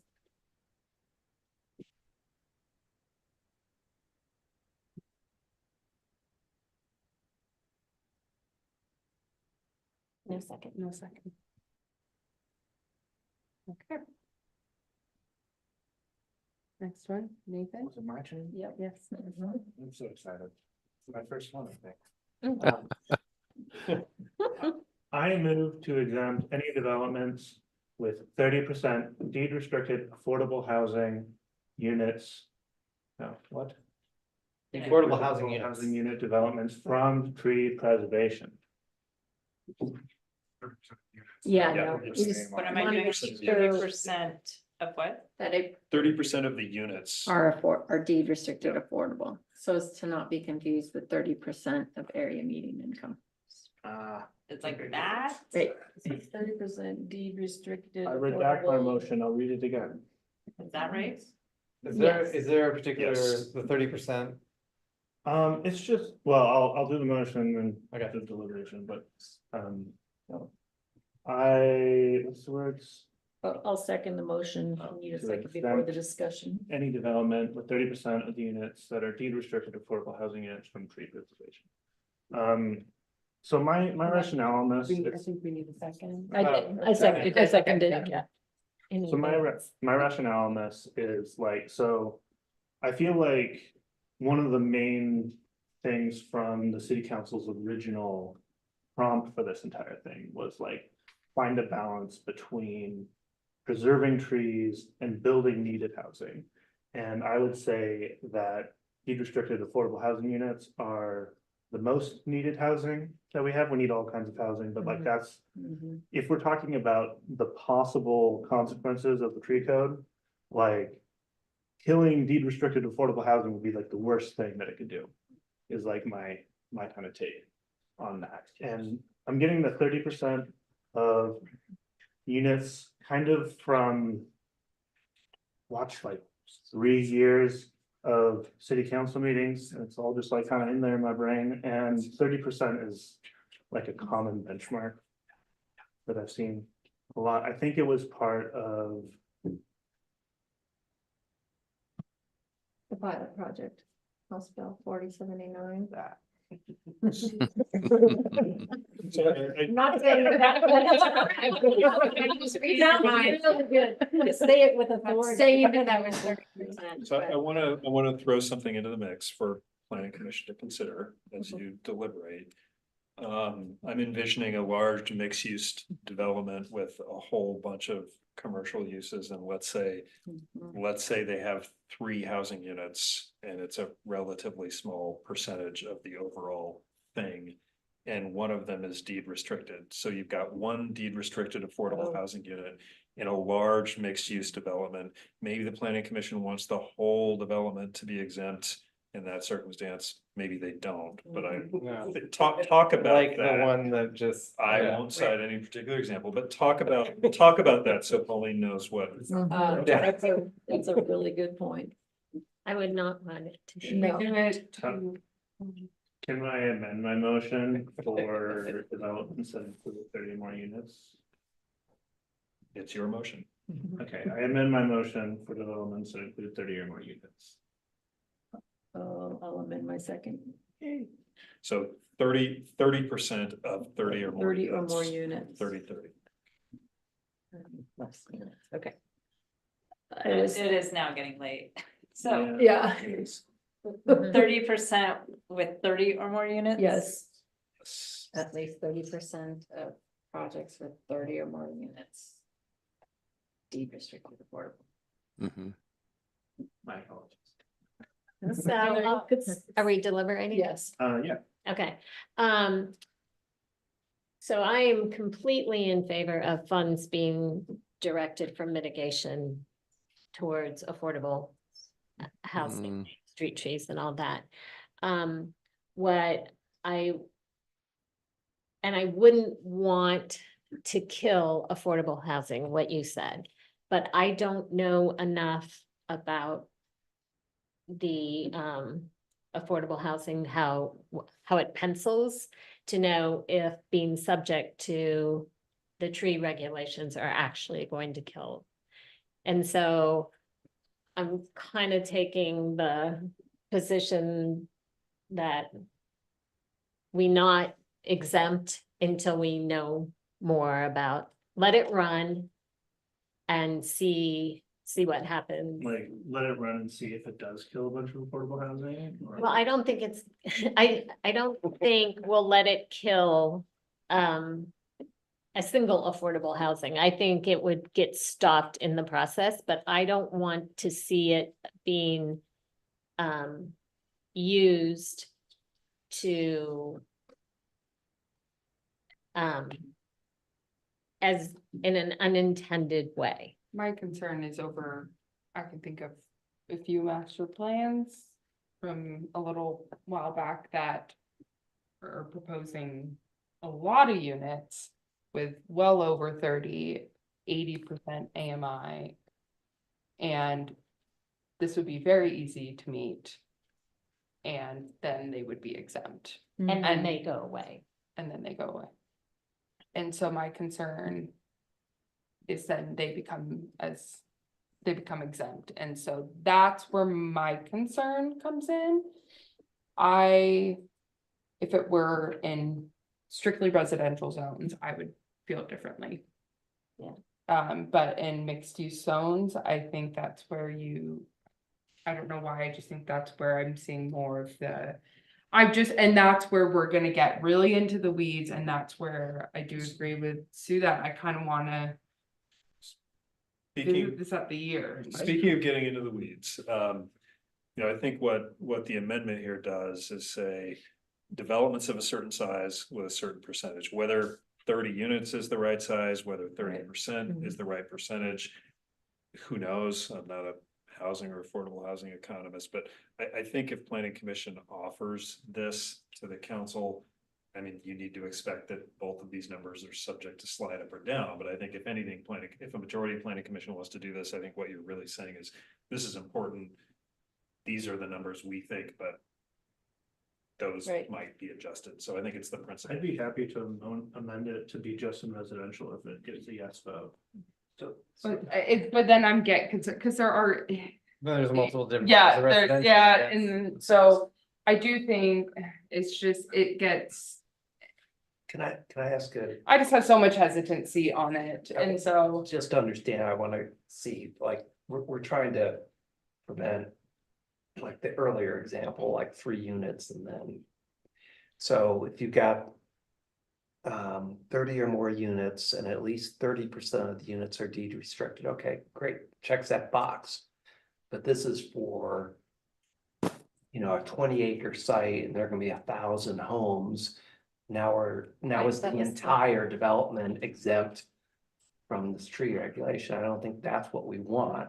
Yeah, that's why I don't like putting numbers on it without kind of a vetting process. Nathan, you following me? I like. On the lot or parcel that it's being developed on, not the site. Cause the site would encompass the entire 20 acres. Yeah. Have be on the lot. The lot is exempt. So okay. So how would that work if you have like multiple apartments and then one of them is Just the Yeah. lot or parcel that has the Have the affordable affordable. housing would be exempt. Exempt residential lots, what Which they're would doing? normally happen the way the structure before the. There is risk in that. So you could put unit in different buildings and suddenly the whole site's I kind of exempt. agree with Ian, if this is the intent, we'd probably get our housing folks in the room to figure out the right. Yeah, I like the way that we did the industrial, I think I'd be Do it okay this way. with that, send yeah. the Idea to Correct. council that with some Yeah. parameters of what's important to you to recommend Yes. to them. Yeah. And as Russ alluded to, this is another one where if council is interested in exploring this, again, it's neither good nor bad. This is going to, unless it's broken up somehow or turned into a separate project, this is something to study and figure out. So we'll slow things down unless this becomes a later thing, not a now thing, which is potentially an option too. And I have a housing package that's due by the end of the year that we could put this into. Where I, Yeah, I tend to lean towards, I kind of want to just, once again. I think So- it's a good concept. It's just, So we would like switch it from the amendment to directing staff to work with AHAC to look into finding exemption for certain kinds of affordable housing development. I think that's, and I say this respectfully, I think that's a little bit outside of the planning commission's role and Yeah. scope, but I think as an idea forwarding to council to explore. What the right numbers are, how this would work, either as part of this code update or separately, that's fine. Similar to the industrial recommendation, it was recommend that council consider. Yep. So Yeah. that's Yes. who you make recommendations to. So Recommend that the council consider. And not the other thing that was wrong. exempting. Deed Not wrong to restricted- step deed out of your restricted authority. Affordable housing. I think that's the key in there is the deed restricted Yeah. affordable housing. Okay. And the numbers, I don't think, that's gonna be up to people who know where that makes the most sense. But our intent is to make sure that there's an option there, so we're not. Disincentivizing affordable housing. Yes. And I kind of had in my mind as we were talking about that, I was like, so if they have to do all this stuff, like maybe then instead the developers be like, well, I'll just build affordable housing then. And maybe, I mean. Well, AHAC's Bye-bye meeting in trees. 2 days. Yes. Maybe they can, maybe this can get on the radar.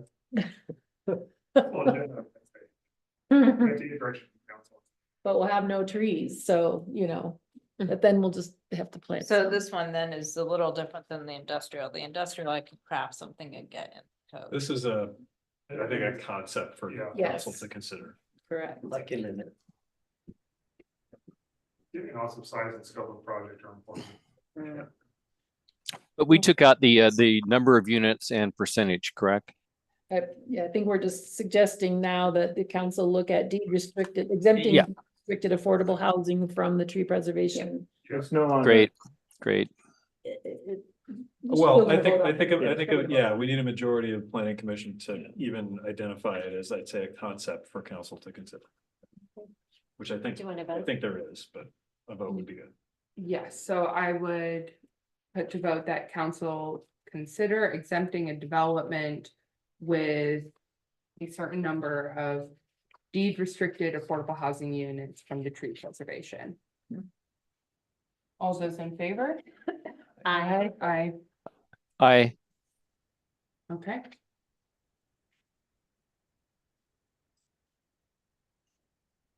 Last one is, we had the two more, there was prioritizing the preservation. Unless rather than or. On Page 23. What was that one? That was Sue's. Sue. Yeah, was I wouldn't- Making I it wouldn't- making it a Making it clear. priority for the exemption rather than just, here's three things to choose from. But making it that the priority is preservation. And I don't know how. It's really enforcing the flow chart. Yeah. Is really what we're talking about.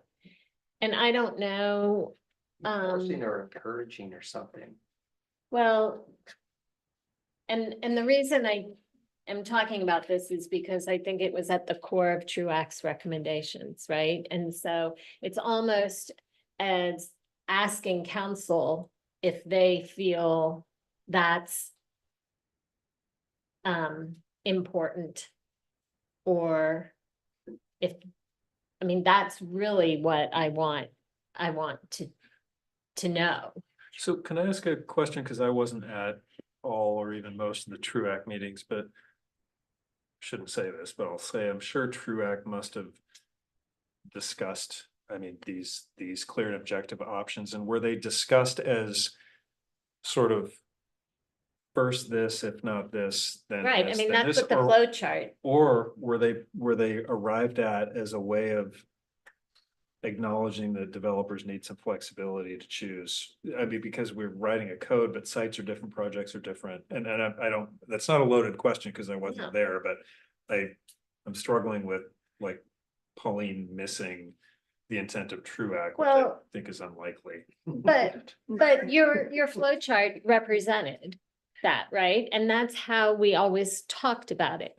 You started at the top, you looked at priority trees, the yes or no, then you went to regulated trees, right? The And percents got bigger. And so the we start with percents- Low percent. right, which was to As be an an incentive.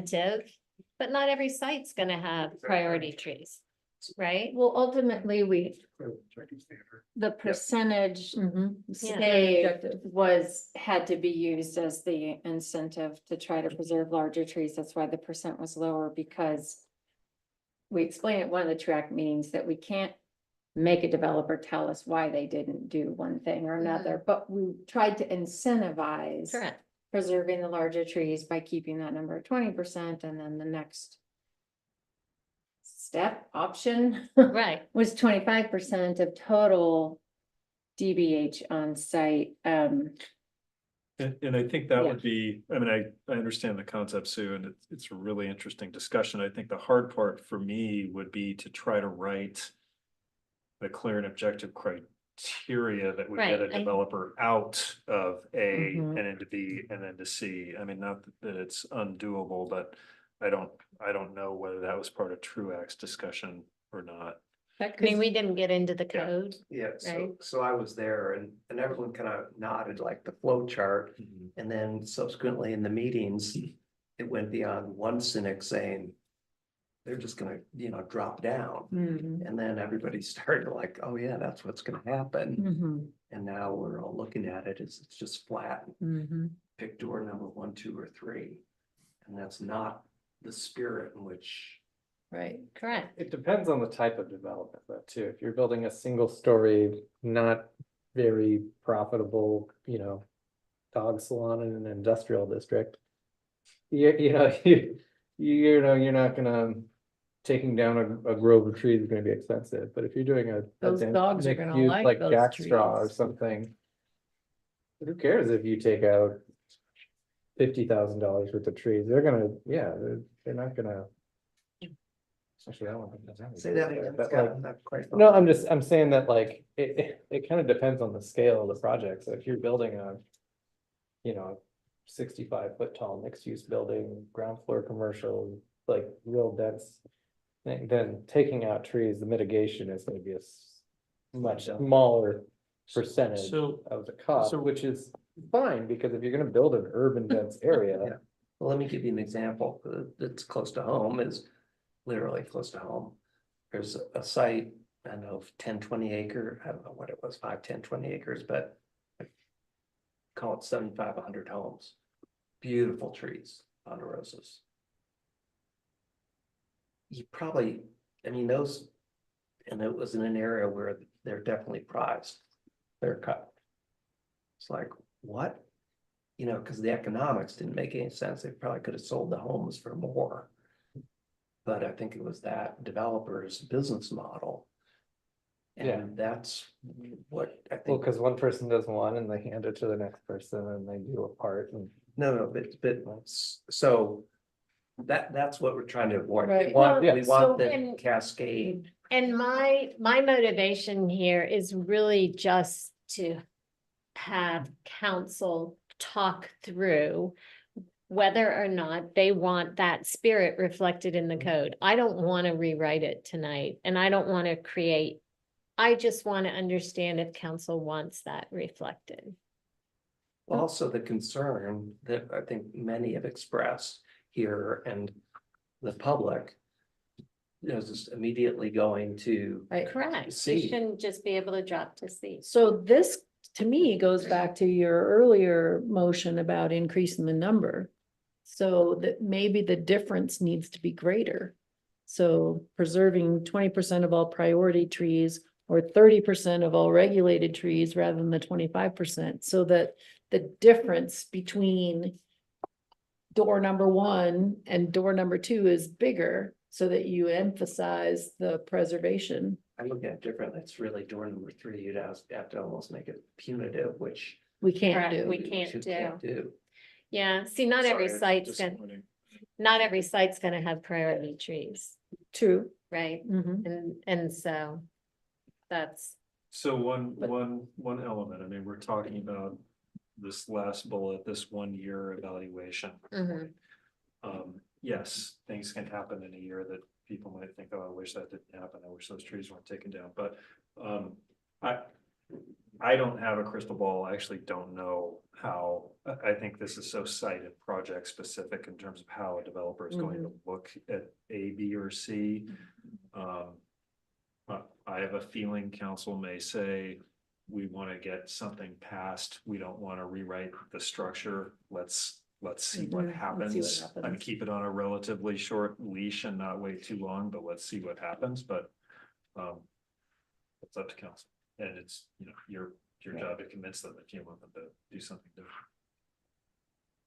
So enforcing the flow chart, it's more like prioritizing priority trees. That's really what we're talking about. and the way we prioritized it was making it a lower percentage, right? To try to And increase in the encourage people. mitigation with, Right. that was in the end where they did the small trees 1, the second to small trees 2, but then the big tree, they bumped it from 3 to 4, made it a bigger. Bigger. difference. So you pay a bigger penalty. Or it's 4 Yes. trees. Right. I, was a way to like keep it as it is, but make sure the question is asked of the city council what you're if this was enough. suggesting. Yeah, I mean, Land Watch will be speaking to it, and there's gonna be a number of people bringing it up. I'm sure, but Suggest maybe looking at that, if you want to put some words around that 1 year evaluation, because that is, both of these things, that's the hook to this, because we don't know really. Right. And that's the time we can say it's working the way it's intended or it's not, and should we tweak it? how many 1 year is probably applications not. will we get in a year? I I was trying to avoid the table. Just won't get it, though. But that's- Should 18 months. We've done that on a lot of things where you launch it and then we say, yeah, let's come back in a year or yearly for the next couple of years or whatever it is to evaluate the program, make sure it's achieving the goals. Staff would need that direction. I mean, we're gonna be doing it anyway, but if there's a report out to council, it changes the dynamic of the data that we collect and how we talk about it. And especially if you want to look at the 1 year evaluation of certain things in particular, you know, whether it's the amount that takes option 1, whether it's size of buildings or whatever it is, where we're starting to see these different options, we can do that from an analysis standpoint. So is the prioritized preservation, does that go into a third recommendation rather than an actual change of the wording of the? Well, that was what, I mean, Text. if we put it into the 1 year evaluation, that was one of the things that TRUAC wanted to know. At the, part of the evaluation is which options Right. are being selected. And I think we probably want to request a yearly evaluation for a period of time, like Correct. 5 years. like- Not just but the- once. And that we request that it come back to the planning commission so that we get a report with data And then we go, wow, well, not much has happened. There's all the economics and all the other things that affect when development occurs. So if we have a yearly evaluation, but we have that over the next 5 years anyway, we can always go back if that's not enough time later.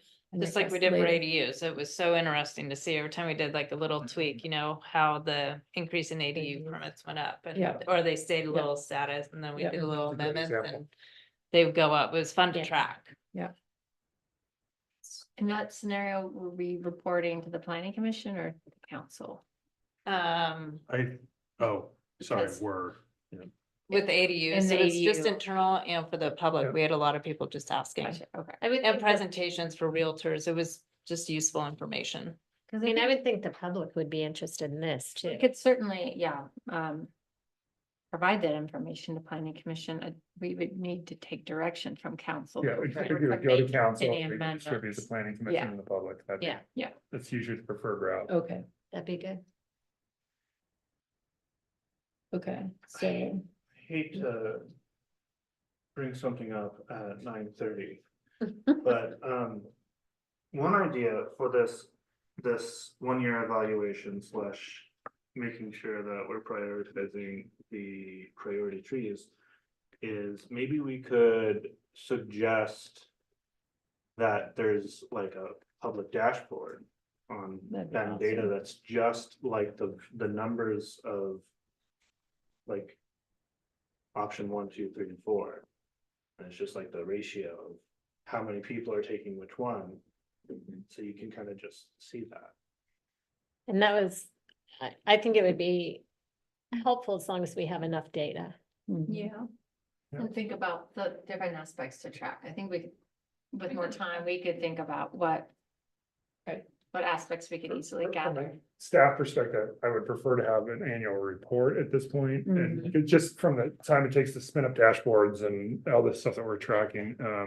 We can also provide a little more context to what's behind those numbers as well. Dashboard's it's a very brief summary. It doesn't really show the context of why they're choosing these things, and we can elaborate that in a report. Yeah, but I think it does help too, especially geographically speaking versus just, I don't, the ones that we were given examples, I don't know where they were. and Right. What kind of, Right. like, I'd rather start small and grow. Yeah. So we're I'm totally gonna be tracking. still actually in I know the you are. conversation part on the prioritizing preservation, right? Yeah, we kind of started to blend those two. Yeah. And my feeling is, I don't know that I feel like it should be like the adding a discretionary track for larger industrial or suggesting an exemption for affordable housing, that we're also gonna make a recommendation about prioritizing preservation, and this is where we are. We aren't exactly sure if we have prioritized it enough and send it on to the city council with that. Rather than trying to craft something that we don't really know. To make it less flat or Mhm. maybe including by rebalancing the incentivization Correct. component. Or something. Yeah, I think Just- we can articulate I think that Yeah. somehow. We can, Pauline. You look skeptical. So you then- have till tomorrow. It's only 9:30, come on. I like that, Suzanne. Good idea. Can you repeat that again?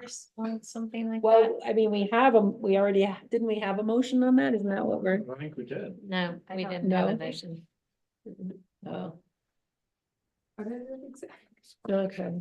The problem is making a motion to prioritize tree preservation, but that's. The what whole this code, is. yes, exactly. What I I think understand. it's within the clear and objective track structure How to, to Prioritize prioritize priority tree. Oh, right, so maybe we need a different word than prioritize priority trees. Incentivize preservation of priority trees is how we would talk about it with Okay, Truax. so I would make a motion that we recommend to the city council that we incentivize preservation of priority trees over regulated trees or mitigation. Got it. So Suzanne, were you the Yes, I made that motion, maker yes. of that? Second. Okay, thank you. Okay, all those in favor? Aye. Aye. Name. Aye.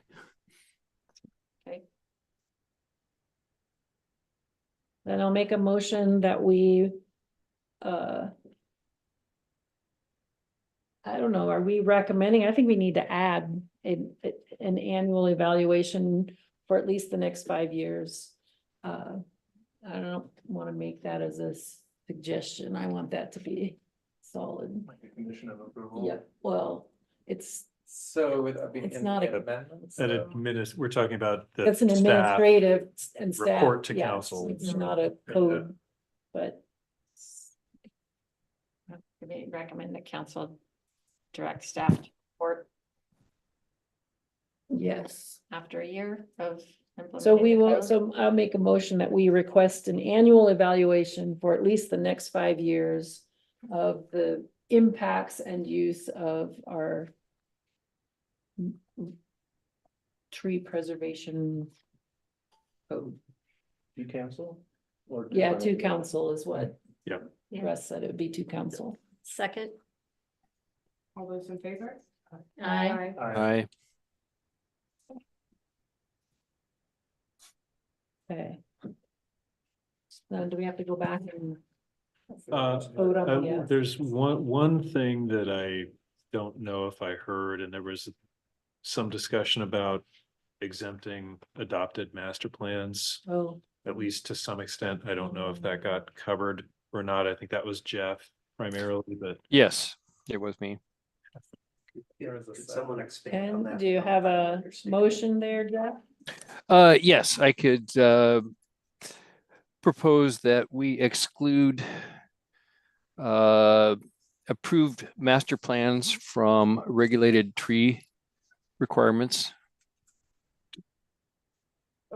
does that mean from all of the tree preservation standards? Just regulated is my proposal. Just regulated.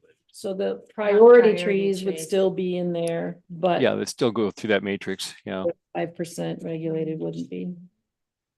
And just to Not clarify, Jeff, understanding. do you mean like all master plans forever or just the one? All approved master plans to date, basically. Any future master plans, I'm assuming, Jeff, any future master plans would be governed by this, Yeah. by the new Yeah. code, Correct. Yes. Correct. existing master plans that are Correct. previously approved. And it sounds like you're saying you want it to apply to priority trees, so those 20 inches or greater, but not any other trees. Is that what you're saying? Yes. And that does not work with the mitigation, because the mitigation only works for DBH. Yeah, and I'm not Okay. in his first proposal that they only get the option to preserve 20% of priorities trees and nothing else. I wonder if they can. There's no other Right. choice. Yeah, I mean, I think the intent here is to go easier on approved master plans. I'm not Yes. sure how this would work, or does it? Right, because we'll evaluate them at site plan review or land division. I think it's something we may have to go back and think about how we Yeah. actually do that with master plans. Jeff, I think that's gonna be more restrictive. Is that your intent? Not more restrictive. That will be. I'm trying to preserve the the preserved trees, or give more consideration to those Priority trees. priority trees rather. Yeah. Cause I think that will end up being more restrictive, and because it doesn't give them the other options, Right, mitigation. including mitigation. Okay, well, I can withdraw that. I just want, I wanna make sure that. For the sake of a vote, I move to recommend that all existing master plans are exempt from tree code. like for complying with this code. So that would just be the ones that are currently. That would mean that no trees would be Mhm. preserved in those There's master standards. plans going forward. Because we wouldn't have tree. The only area that has tree preservation standards in it now is the southeast area. Right. It's the only quasi master Right. plan. So area. like, yeah, because other master plans have been approved and nothing's been built yet. Right. It relies on whatever the existing code is now for their tree standards. I don't think I understand the scope of this motion, so I'm gonna Okay. retract that. It's all been retracted. Yes. Delete it. Yep. Okay. So those are 10, we have 10. I have another one. Okay. Create a scalable in lieu of fee that considers economies of what would be planting multiple trees in the same development. So Ian, I have a question about that because Yeah. approving the fee and the fee resolution, so Separate from this, yeah. yeah, so would they make a? Is the, It's coming are up they fee talking about schedule. right? So would they really be discussing that? Well, the fee in lieu will go in the fee resolution, has to be created. So I think what I'm hearing from Jeff is don't just have a flat fee, have something more nuanced and sort of scalable based on, I guess. Multiple trees within the same development. I think the question is, it's not something that's going in the development code. It's not. This would be a recommendation to council Commission fees. can make it, right. Well, the $600 is in this, right? No, it'll be in the fee resolution. All Okay. Code says is there is a fee that will be in the fee resolution. Right. And Jeff, something to think. Okay, I about. misunderstood. That's, well, I mean, the code does reference that one of the mitigation options is to make a payment into this fund. Mhm. The payment the council is considering is the $600. But something to think about is the trees, if a developer chooses to make a payment, they may have a 10-acre site and they may plant each tree in a different quadrant of the site. They're not necessarily always going to be planted right next to each other. True.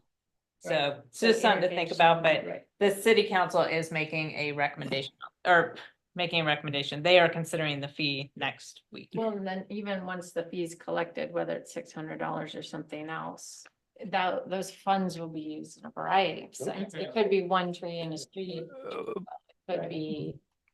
But however, I think $600 for multiple trees on the same site is a lot.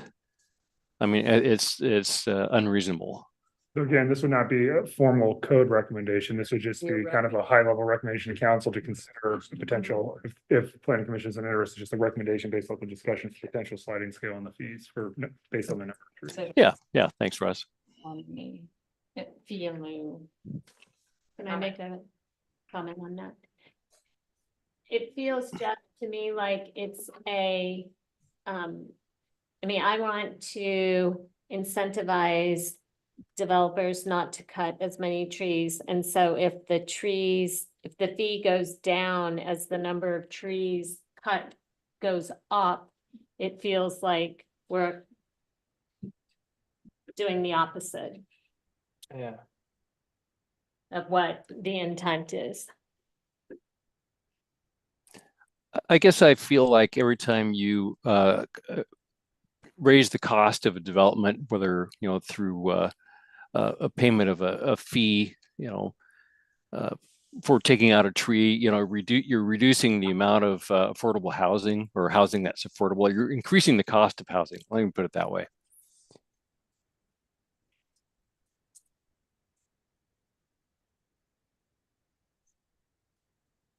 Oh, I dropped off. Doggone it.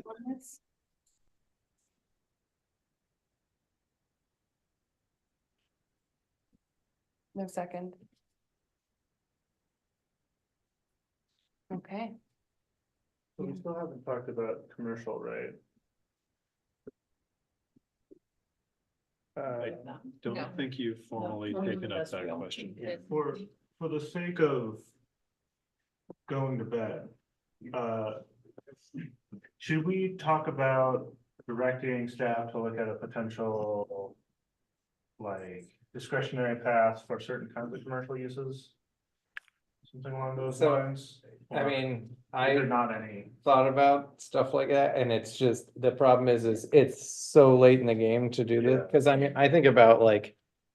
Our downtown. Why couldn't we build another downtown? Somewhere else? Well, if we, you can have a dense urban environment.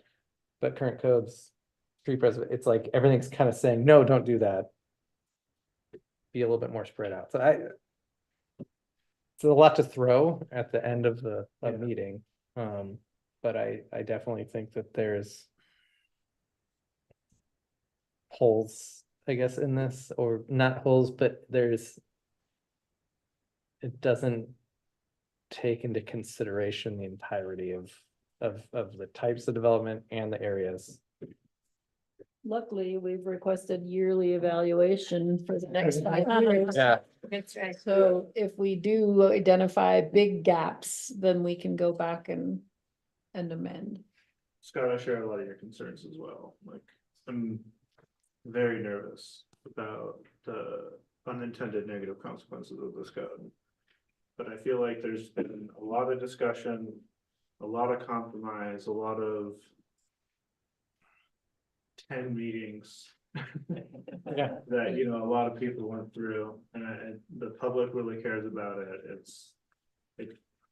I think that it would be, I'm gonna be voting for it tonight, despite my reservations. I mean, we all should care about trees. I mean, Yeah. our ability to live here and if we take a long-term view, I mean, it takes 100 years for some of these trees to get to the size that we're talking about Correct. preserving. So well, you might be here, but I'm not gonna be here to see the long-term years from now. results. But I think that's part of our job is to look long-term and Yeah. then, I think evaluate if we've made some grievous error. We're gonna see that, and the public is gonna point that out to us immediately, when the code, one way or the other, is having an impact What was your comment? Perfection is the. of the, perfect is the enemy of the good. Hate Yeah, that. they're trying, I know, but it's really true, because we're The trying to. good is the enemy of the better, too. We can always do better. We should strive for better all the Yeah. time, always, in everything we do. Okay, do we? So we I have think, the original I think my motion. question is, does Pauline, are you confident that you have all of this down? And if you are, planning commission could just vote to approve, subject to all the things that the Okay. majority has approved tonight, and you could be mostly done. If Pauline is confident that she's got it all down, she's nodding yes. So you don't need to run through everything again, if you don't want to. I don't want to. I mean, it's up there. Yes. So I will call the question. Which means we have to have a vote. Okay. So I will call to vote on the suggested motion that Pauline has outlined on the screen, which I do not need to read out loud. You don't, it Right. just I made the reflects, motion. it at the beginning. reflects, Yeah. reflects the planning commission's discussion, and all of these are majority positions that have been worked through. Great. Yep, so we'll call a vote. All those in favor? Aye. Aye. Aye. Okay. 7-0. Nay. You're, Oh. Yeah, I'm a nay. 6-1. Oh, 6-1, okay. Yeah. Just. Okay, so now we need nomination of a commissioner to represent the planning commission at the June 20th city council meeting. To relay this story. To help relay the entire story. Last 4.5 Yeah. hours, a very concise We report will out. learn a lot of it, but they may have questions for said I commissioner. politely decline. I gotta check my calendar. I cannot. I can do it. Great. Dang, I love recommending things where I'm the only one who voted against it. I've had to do that before. So it sounds like Suzanne, Yeah. no one else is jumping up. Okay, thank you. Okay. Next, we'll move on to the next item, approval of minutes. Does anyone have any objections? We don't have to read them out. We have to read all of the minutes, line by line. Okay, all right, next we'll move on to communications. Any reports from planning commissioners? That'll be me today, I guess. I went to council to report on the agenda items from the last meeting. I'm happy to report that for the Yeoman Road, the funding for that, they agreed to secure funding before constructing 6A. So the primary concerns of this body were resolved before it got to council. Great. Yeah, and the master plan code was amended to specify that that financial security would be in place, so it's in the code, or will be when the code becomes effective. I'd like to thank Good Commissioner job. Nelson, because I think it was a parade of planners that night. I think we had. Yeah, it was about as long as this meeting, actually. It's finals week, by the way. Okay. Any other reports? Okay, Renee? I'll make it quick. We do have an item for your next meeting on June 24th, so please plan to attend if possible. It's another waterway overlay zone application for a second detached dwelling unit. I think that'll be our only item. And Renee, I had informed you I will not be there for that Yes. one. Perfect. Thank you. Yes, if others cannot attend, please do let me know so we know if we have a quorum or not, because we will also be down. Right. Okay. Thank you. That's it. And Did you get, I sent you some dates that I'm gonna be gone. yes, all you day. sent me Okay. those. Yep. Yeah, have items scheduled for those dates, so we'll see. If Margot can't be there and Sue is gone, who's gonna run the meeting? Yeah, we don't have a third third chair. Someone will be You're willing to volunteered. talk through this. Someone will be voluntold to chair the meeting with my support. Okay. Okay. Ross, so you're standing in for Colin? I've got nothing, Great, unless there's a question. no, Preemptively, no. great, thank you. Okay. Thank you all very much.